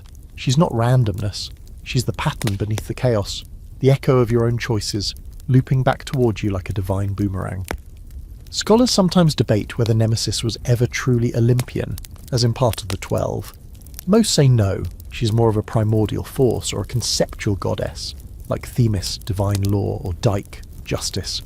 But her influence was massive and her presence undeniable, especially in tragedies and epics, where the moment of downfall, the sudden twist where a hero realises they've gone too far, is always laced with her shadow. She's not loud, but her footsteps are unmistakable. And maybe that's what makes her so unsettling. She's the god you don't see coming, she doesn't warn you, doesn't give long speeches or send omens in the sky. She just shows up when the scale tips too far, not to hurt you, but to bring things back into balance. If that balance includes your public humiliation or literal ruin, well, maybe you shouldn't have declared yourself more beautiful than Aphrodite. So if you've ever watched someone rise a little too quickly, talk a little too loudly, and then crash so spectacularly you actually winced, that's Nemesis. Maybe you've even met her yourself. A humbling moment, a silent correction, the realization that the universe does keep score, even if it takes its sweet time. She doesn't seek revenge, she restores. And in a world full of clout chasers, scene stealers, and rule breakers, maybe that's exactly the kind of goddess we still need. Quiet, unsmiling, and always, always accurate. If divine vengeance has a face, then divine victory wears sneakers. Or wings, or both. Meet Nike, the goddess of victory, adrenaline in goddess form. And quite possibly the originator of winning isn't everything, it's the only thing. She doesn't make headlines like the Olympian A-listers. She doesn't get tangled in messy love triangles or start wars over golden apples. But when the dust settles on any battlefield, literal or metaphorical, Nike is the one standing with a laurel in one hand and your broken excuses in the other. Her name literally means victory, and unlike most gods who dabble in metaphors, Nike doesn't represent it. She is it. Not just military victory either, though that's definitely her bread and butter. She's also present at athletic competitions, chariot races, poetry contests, and even legal disputes where a well-delivered speech is the sharpest weapon in the room. Wherever there's a winner, Nike's there, whispering confidence into their ears, or maybe just handing them a gold medal and a smug little nod. Nike isn't a standalone headliner in the pantheon, but she's everywhere in the background. Think of her as the ultimate hype woman to Zeus, Athena, and any hero with an agenda and the ambition to back it up. She often appears flanking Athena in art and myth, which makes sense. Wisdom and victory go hand in hand. You don't win just by force. You win with timing, insight, and the ability to keep your ego from making dumb decisions. Nike helps with that. Probably while running laps around everyone else. And she's fast. Like Hermes level fast, but without the tendency to steal your wallet. In sculpture and pottery, she's usually shown flying, sometimes landing, sometimes mid-stride, like she's just now arriving with news that yes, you crushed it. In fact, the Greeks often depicted her as a winged figure in motion, because victory never sits still. It runs, it soars, it rushes in like adrenaline before the final play. One of her most famous appearances is on the Nike of Samothrace statue, possibly the most dramatic marble embodiment of movement in human history. Wings spread, robes whipping back like she just landed from a divine sprint, she stands on the prow of a ship. Her face is missing, sure, but that somehow makes her even more powerful. She doesn't need a face, she is the moment. If you've ever stood in front of that statue in the Louvre, you've felt it. This weird, silent momentum that makes you want to win something. Anything. Nike is the daughter of the Titan Palace and the river goddess Styx, and she fought on the side of the Olympians in the war against the Titans. That loyalty earned her a place close to Zeus, who kept her by his throne as a kind of divine scoreboard. If Zeus was the CEO of Olympus, Nike was the head of performance metrics, delivering real-time updates on who was ahead and who was losing divine credibility. And while Nike didn't have as many individual myths or temples dedicated to her alone, she was everywhere. Her presence was woven into the culture. Victors in the Olympic Games made sacrifices to her. Military commanders dedicated statues and shrines in her name after conquests. Even coins bore her image, flying or striding, laurels in hand, wings half spread like she was about to bounce off the currency itself. If you wanted to be remembered, you made sure Nike was part of your victory lap. Now, let's take a quick detour into modern territory. Yes, that Nike, the brand, the swoosh, it's meant to evoke the motion of her wings, the name, a direct lift from the goddess. It's not just a clever marketing move, it's deeply symbolic. Because when you lace up those sneakers, whether you're heading into a marathon or just trying to outrun your own procrastination, you're channeling the spirit of a goddess whose whole identity is triumph through effort. But Nike doesn't guarantee success. That's where people get it twisted. She doesn't show up before the fight and promise glory. She waits, watches. And if you earn it, she's there, winging in like a finishing bell. Her presence is earned, not gifted. She's not about privilege or luck, she's about execution. If you quit halfway, she doesn't come. If you boast too early, she backs away. But if you push, sweat, dig deep and make it happen, then she appears, cool and composed like she was there all along. Here's a little-known fact. The Temple of Athena Nike on the Acropolis of Athens isn't just about Athena. It's about this dynamic duo. Athena brings strategy. Nike delivers the win. The temple, small but elegant, looks out over the battlefield like it's waiting for history to prove it right. Inside, friezes show Nike adjusting her sandal, a quiet human gesture in the middle of divine symbolism. Even goddesses have to tie their shoes before changing the world. Scholars sometimes debate whether Nike was ever a major goddess on her own, or always an extension of Athena. Was she a personality, a principle, or a personified ideal? Maybe all three. Myth isn't always about clear categories. In many ways, Nike feels like an energy more than a character, a divine adrenaline rush that blesses the moment everything aligns. But she does have agency. In some rare texts, she even turns down unworthy victories. She chooses her champions, and that's the part people forget. She's not just handing out ribbons to whoever shows up. She's watching to see who finishes, who earns the celebration, who deserves the roar of the crowd and the laurel on their brow. So if you've ever crossed a finish line no one else knew you were racing toward, or stood breathless at the top of something you clawed your way up, Nike was there. She might not have said anything, might not have thrown confetti, but she smiled and handed you a quiet little trophy, invisible to everyone else but weighty as gold. She doesn't come in loud. She doesn't need thunder or wreaths or winged sandals. Taiki just walks in, casually spinning a wheel that could make or break you, and watches as your life goes sideways, or skyward, or somewhere weird in between. Taiki is the goddess of fortune, chance, fate's favourite intern, or maybe it's puppet master. She's the reason you trip right before a standing ovation, or find $20 in a coat you haven't worn since last winter. With Taiki, it's not about justice, it's not about deserving, it's about the cosmic coin flip, and she always carries the coin.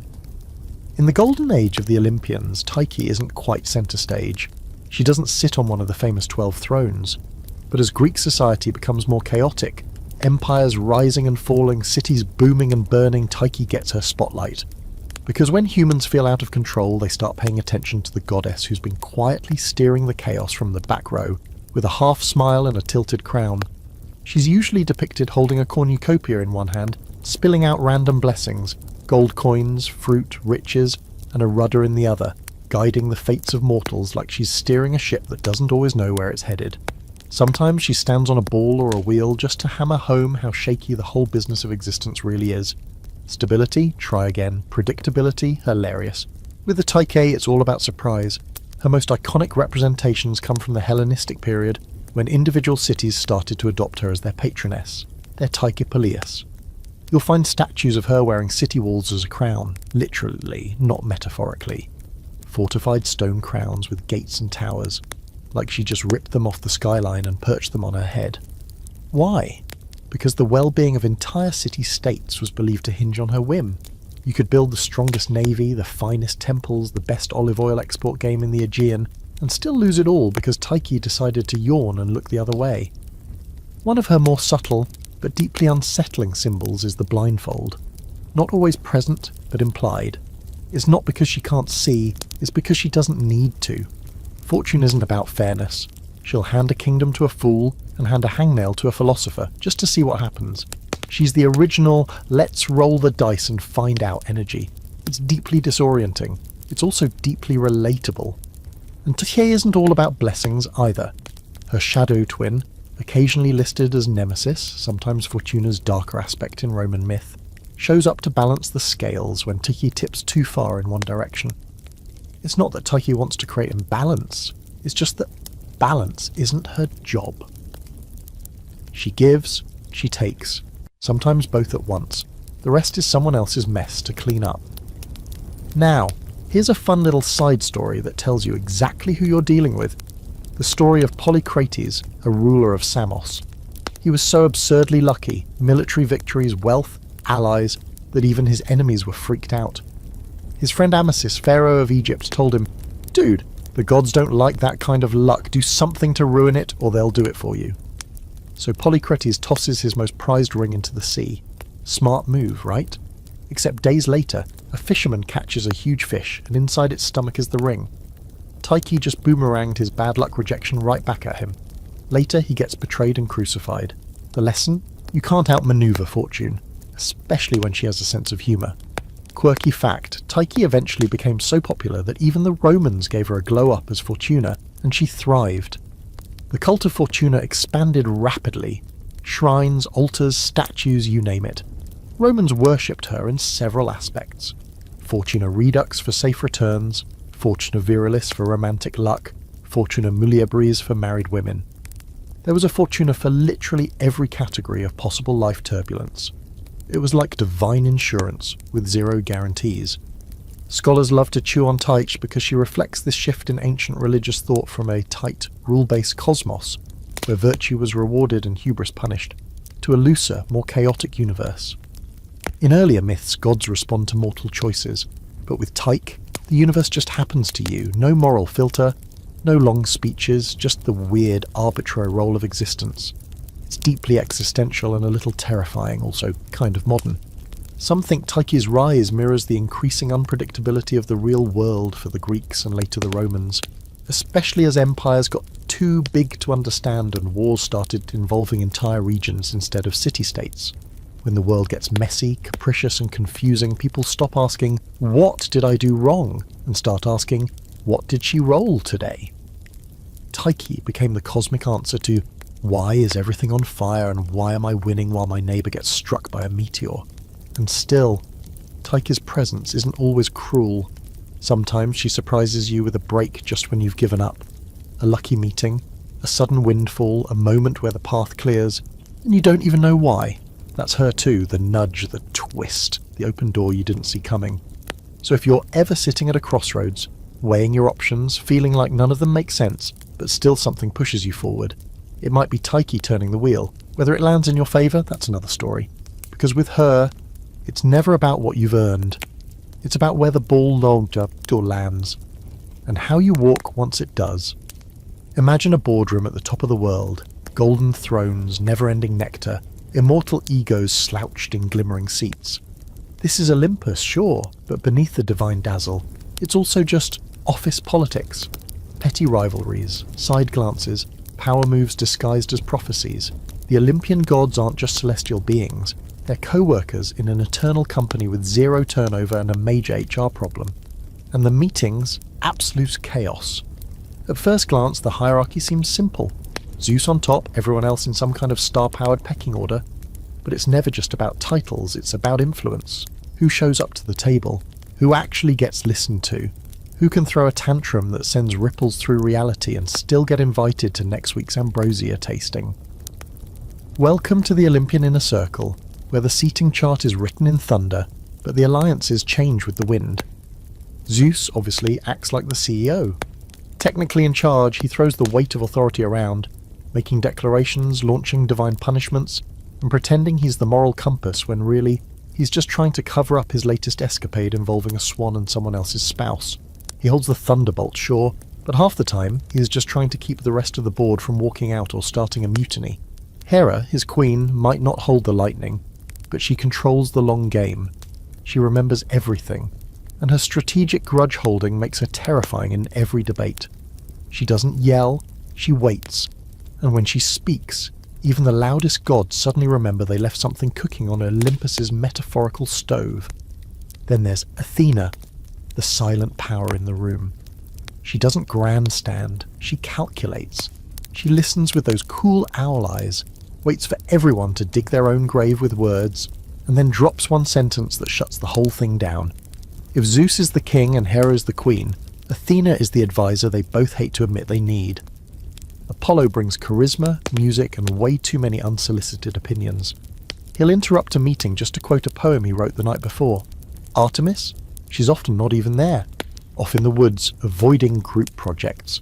But when she does attend, she's ice-cold and blunted enough to make Ares sit down and reconsider his choices. Speaking of Ares, he's the classic middle manager who thinks he's more important than he is. Always itching, gushing for a fight. Always acting like Olympus needs more bloodshed, not less. Most of the time, the others just let him talk until he tires himself out, or storms off to punch a mountain. Nobody takes his suggestions seriously unless they involve beating something with a club. Aphrodite wields a different kind of influence. She doesn't need to raise her voice, she raises eyebrows. She knows exactly who's been flirting with who, which demigods are causing problems down on Earth, and how to drop the kind of subtle shade that sparks a god-level scandal. She might act like she's above politics, but don't let the fluttery robe fool you. Aphrodite plays the game, she just does it with perfume and passive aggression. Hephaestus, he's the underpaid engineer in the corner. He designs all the tools everyone else uses, shows up to every meeting with practical solutions, and gets interrupted constantly. Nobody listens to him unless something breaks. When that happens, they beg for his help like he hasn't been right there all along. Hermes, of course, never stays in one seat. He's zipping between Olympus and Earth, delivering messages, stirring up gossip, and occasionally forging signatures on divine memos. He's in every room, hears every whisper, and if you think he's not reporting back to both Zeus and Hades depending on who pays better, you haven't been paying attention. Hestia sits quietly, rarely speaking, just tending the hearth, even in meetings. She's not involved in the squabbling, but her presence makes the room feel like it won't tear itself apart. Everyone forgets she's there until she's not, and suddenly the air gets colder and the arguments sharper. She doesn't need power plays, she is stability. Dionysus often arrives late, possibly tipsy, but when he talks, people listen, mostly because they're not sure whether he's about to say something brilliant or accidentally start a cult. He destabilizes the power structure just enough to remind the others that sometimes chaos is the structure. They tolerate him, barely. But they also fear what happens when they don't. And then you've got the peripheral players, Nemesis watching from the shadows, Nike whispering into Athena's ear, Tyche spinning her wheel in the break room. The muses flit in and out, occasionally scribbling notes or humming passive-aggressive background music during particularly boring speeches. There are no interns, no one wants to bring mortals that close. It never ends well. Here's a quirky little story that's pure office drama.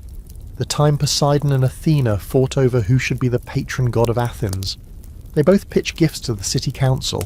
Poseidon offers a salty spring, not exactly practical, and Athena gives them the olive tree. The olive wins, Poseidon sulks, for centuries. That in essence is divine office politics, long memories, petty wounds, and no expiration date on a grudge.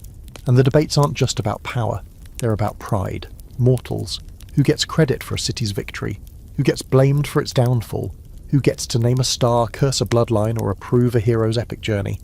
These gods don't retire, they reposition.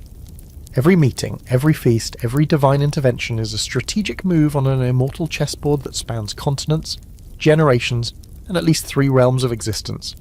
Scholars sometimes theorize that the dynamics between the gods reflect Greek city-states themselves, each one independent, ego-driven, occasionally allied, often at odds. The gods weren't just celestial figures, they were political mirrors. Athens, Sparta, Thebes, every polis saw its struggles reflected in the way the gods clashed and negotiated. Olympus, for all its glory, was basically ancient Greece with better robes and worse conflict resolution skills.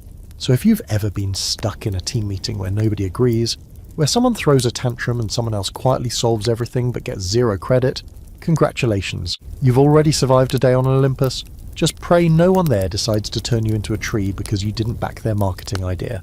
Let's be honest, mortals in the Greek mythology are mostly toys. Occasionally respected, sometimes blessed, but more often tossed around like dice on the gods' celestial game board. The gods don't just observe humanity, they use it. They meddle. They interfere. And when they're bored, which is often, they treat mortals like entertainment with a touch of collateral damage. If you're a human in ancient Greece and you've just had an unusually lucky day, don't celebrate too hard. Somewhere up on Olympus, someone probably just bet ambrosia on your next failure. The relationship between gods and mortals is a messy cocktail of admiration, scorn, amusement, and occasionally real affection. The gods see mortals as fascinating but flawed. Noble in some ways, ridiculous in most. You're adorable, really, when you try to build temples or sacrifice goats in the perfect ceremonial pose. But cross a divine boundary, show a little too much pride, reach a little too high, and that's when things start breaking, literally. Like your house or your city. One of the most famous examples of divine toying is the Iliad, a war between mortals where the gods not only choose sides, but actively show up on the battlefield like it's a fantasy football league with spears. Athena gives advice to clever Odysseus. Apollo rains down plague and arrows. Aphrodite swoops in to save Paris when he's losing a duel, and even gets injured in the process. Though let's be real, it's a light scratch. Meanwhile, Zeus sits back, sometimes amused, sometimes annoyed, pretending to be neutral but frequently throwing metaphorical popcorn at the action. The Trojan War is a prime example of what happens when mortals think they're playing out their own destinies, only to realise the gods have already written the script, and it includes a lot more blood. Sometimes the divine manipulation is small-scale and personal, like when Zeus turns into a bull to seduce Europa, or a swan to charm Leda, or golden rain to get inside Danae's locked tower. Those aren't just myths, they're cautionary tales wrapped in divine soap opera. The gods play roles, wear disguises, twist human choices, and the humans, usually confused, sometimes flattered, almost always doomed. But it's not all lust and lightning bolts. Sometimes gods genuinely favour mortals. Athena mentors Odysseus not just out of strategy, but out of admiration for his cleverness. Artemis adores the hunter Orion, until, depending on the version, either a misunderstanding or Apollo's manipulation leads her to kill him. And Dionysus, he once rescues a mortal woman, Ariadne, abandoned by Theseus on an island, and not only marries her, but immortalizes her among the stars. Even Hades, her famously aloof, shows a certain dignity in how he rules over the souls of the dead, treating their passage not as sport but as sacred duty. And then there are the half-gods, the demigods, those poor souls born of divine human unions who walk the line between worlds. Hercules, Perseus, Helen of Troy, Achilles, they're the ultimate examples of what happens when gods and mortals mix. They get gifts, yes, strength, beauty, charisma, but also cursed with fate-sized problems. Heroes like Achilles are born with greatness, but also an expiration date. Their lives burn bright and fast, the gods give them power, and then sit back to watch what happens when mortals try to carry the weight of divinity without the immortality to handle it. One particularly tragic example, Niobe. She had 14 children, or 12 or 6, depending on the version, and boasted that she was a better mother than Leto, who only had 2, Apollo and Artemis. Classic mistake. The divine twins promptly slaughter all her kids in a poetic massacre of pride. Niobe, paralysed by grief, is turned to stone but still weeping. The message: mortals should know their place, especially when it comes to bragging. Another favourite god-mortal pastime, transformation. Get too bold or too unlucky, and you might get turned into a tree, a spider, a cow, or a constellation. Arachne, for instance, challenged Athena to a weaving contest and won. Unfortunately, Athena didn't like being outdone, so she shredded Arachne's tapestry and transformed her into a spider to weave forever. You might call it excessive, the Greeks called it a myth. And then there are mortals who try to become gods, like Pentheus, the king who mocks Dionysus and tries to spy on his wild followers. Dionysus tricks him into dressing as a woman and sneaking into the Bacchic rites. It ends with Pentheus being torn apart by his own mother in a frenzy. Moral of the story: don't crash a divine party in drag unless you've got god-tier clearance. Quirky fact, in some rituals mortals actually invited divine possession. Worshippers of Dionysus, for instance, would enter ecstatic states where they believed the god entered their bodies. The same goes for Apollo's oracles, especially the famous one at Delphi. who spoke in riddles, seemingly overtaken by the god's voice. Mortals didn't just fear divine influence, they sought it. Even when it made them speak nonsense or shake uncontrollably, because to be touched by a god, even briefly, was to brush up against something more than human, something terrifying, yes, but also illuminating.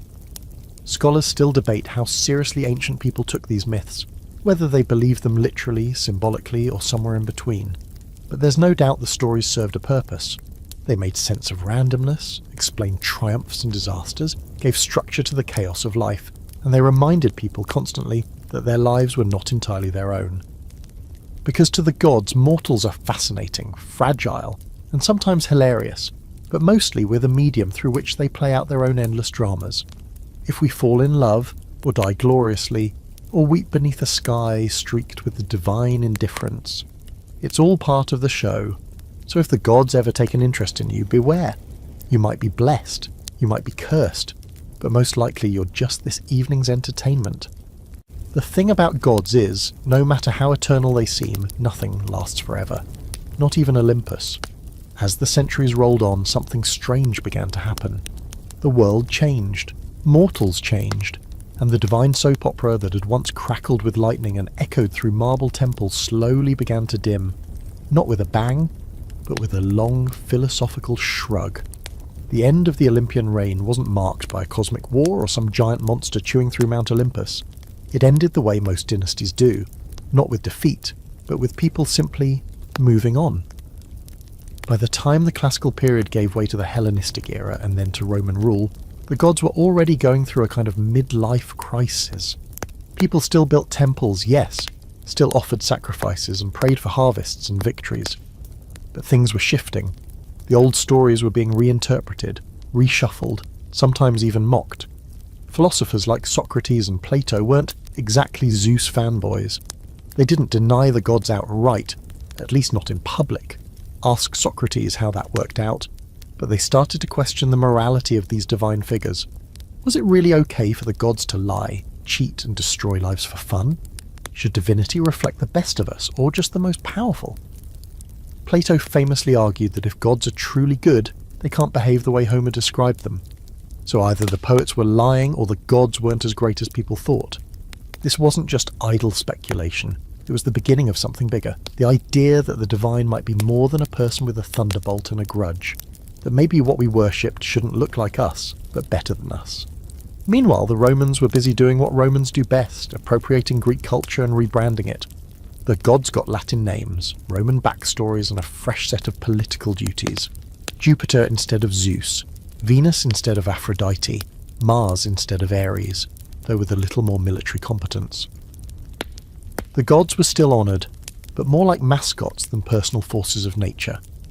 By the time of the Empire, the worship of the Olympians was already more ritual than belief, more ceremony than conviction.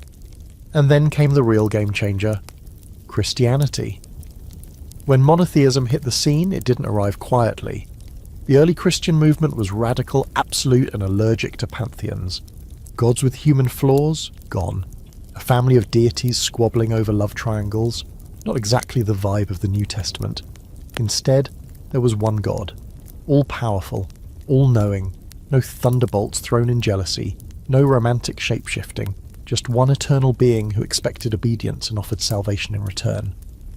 At first, the Olympians were still around. People hedged their bets. Sure, I believe in Jesus, but I'll still light a candle to Athena just in case my crops need a boost. But over time, the temples emptied. The priests faded into obscurity. Some emperors even shut the temples down on purpose. Constantine made Christianity legal. Theodosius banned pagan rituals outright. By the end of the 4th century CE, Olympus was more of a memory than a religion. Some temples were destroyed, others were converted into churches. Statues were beheaded, their eyes gouged out, sometimes replaced with crosses or saintly halos. The gods weren't defeated in battle. They were dismantled by new ideas, new rules, and a new divine aesthetic, and an aesthetic that preferred humility over thunder, forgiveness over vengeance, and faith over feast days. But still, they didn't vanish completely. Myths don't go away, they mutate. The Olympian gods lived on in art, in poetry and whispered stories. Renaissance painters revived them.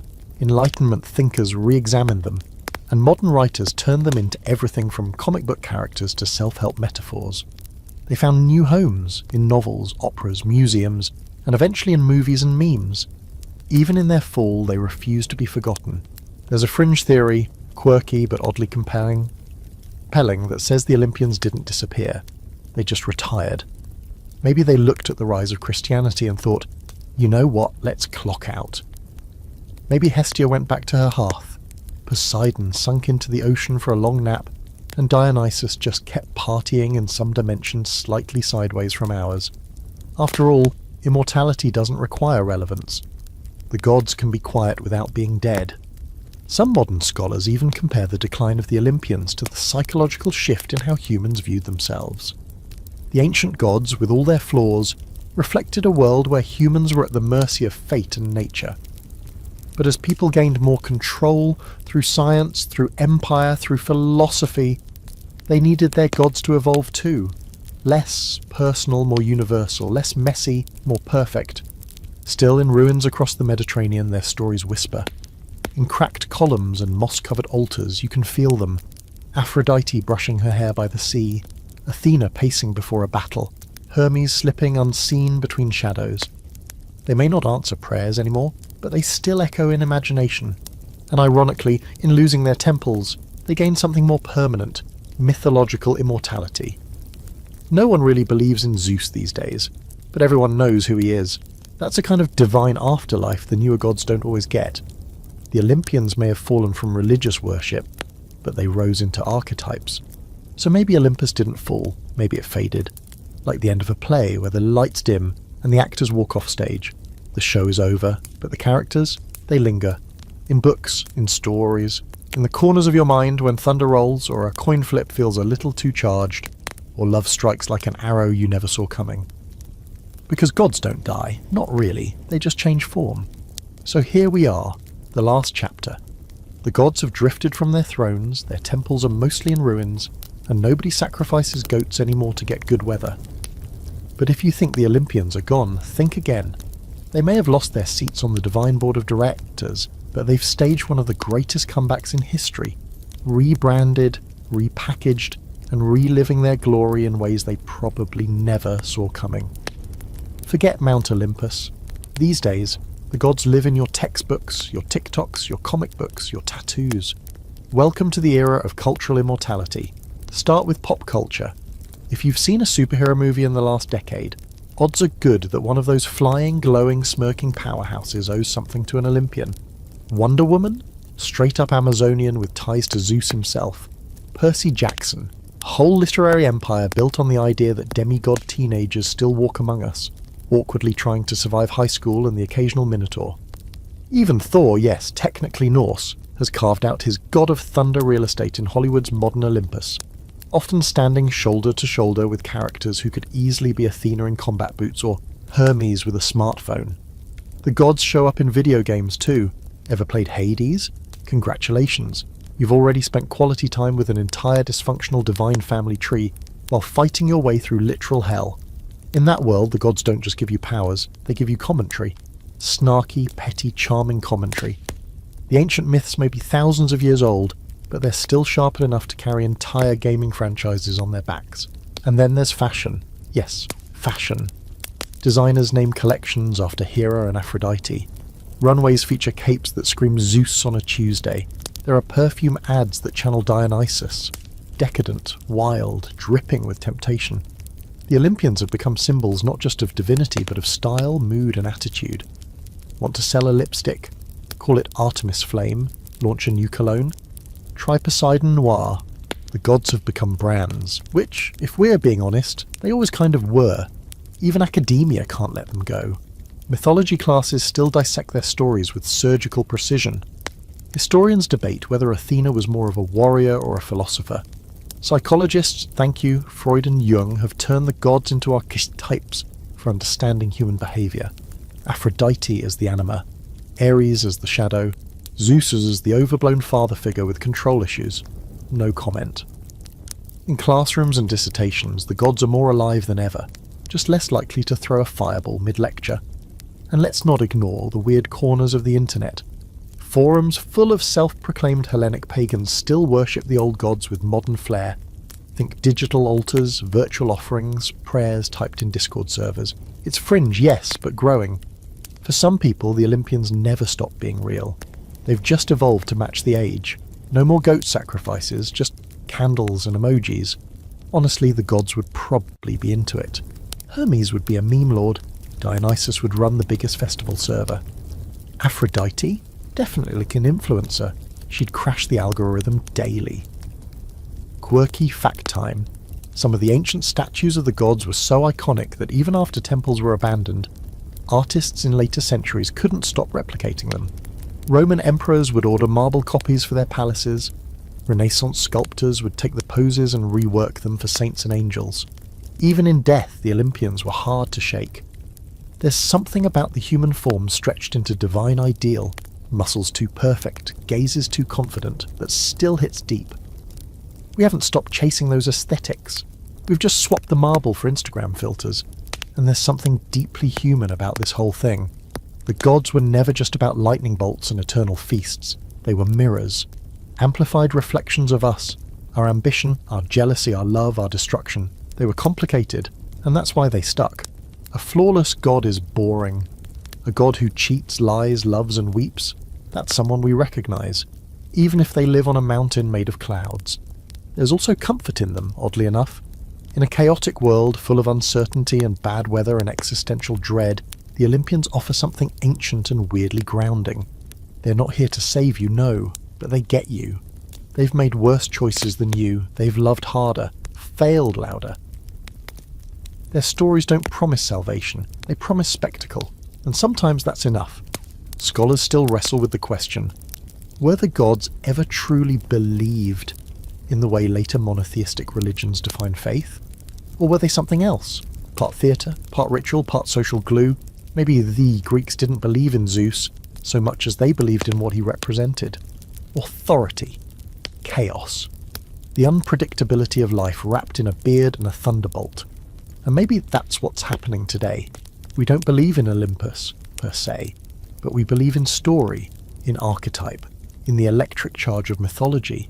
So where are they now? The gods are hiding in plain sight. In the names of planets, in the branding of sports shoes, in the pages of fantasy novels and the scripts of Netflix shows. They're in your subconscious when you crave wisdom, hello Athena. When you seek love, Aphrodite again. When you rage against unfairness, Nemesis is watching. Or when you roll the dice and hope for luck, Tyche gives a wink. They've been dethroned but not erased. And if they could speak, and maybe they do, now and then through a crack of thunder or a sudden inspired idea, they might say, "We're still here, you just call us by different names." And maybe they'd lean back, sipping something golden and glowing, amused by the fact that even after all this time, even after empires have come and gone, mortals still can't stop telling their stories. Because myth, like gods, doesn't die, it evolves. So the fire's down to embers now. We've spent the whole night climbing Olympus, slipping through halls of gold and gossip, diving into the egos, tantrums, alliances, and disasters that made the Greek gods feel strangely familiar. Like co-workers you kind of love and deeply don't trust. They were never meant to be flawless. That's what makes them stick. That's why they've followed us all this way. The Olympians weren't there to comfort you. They didn't promise eternal paradise or that everything happened for a reason. They didn't ask for faith. They asked for respect. They wanted you to pour wine, whisper their names, and build something beautiful in their honour. And if you crossed a line, well, let's just say they weren't shy about correcting you with a lightning bolt, a plague, or an extremely poetic downfall. But what they really gave us, through all the chaos, was reflection. The kind you get from a pond just before you toss a stone into it. They showed us who we were and who we could be. They told stories big enough to contain contradictions. They showed us that love can destroy, that power is fickle, that brilliance doesn't cancel out cruelty. And still, they laughed, they feasted, they fell in love, they kept going.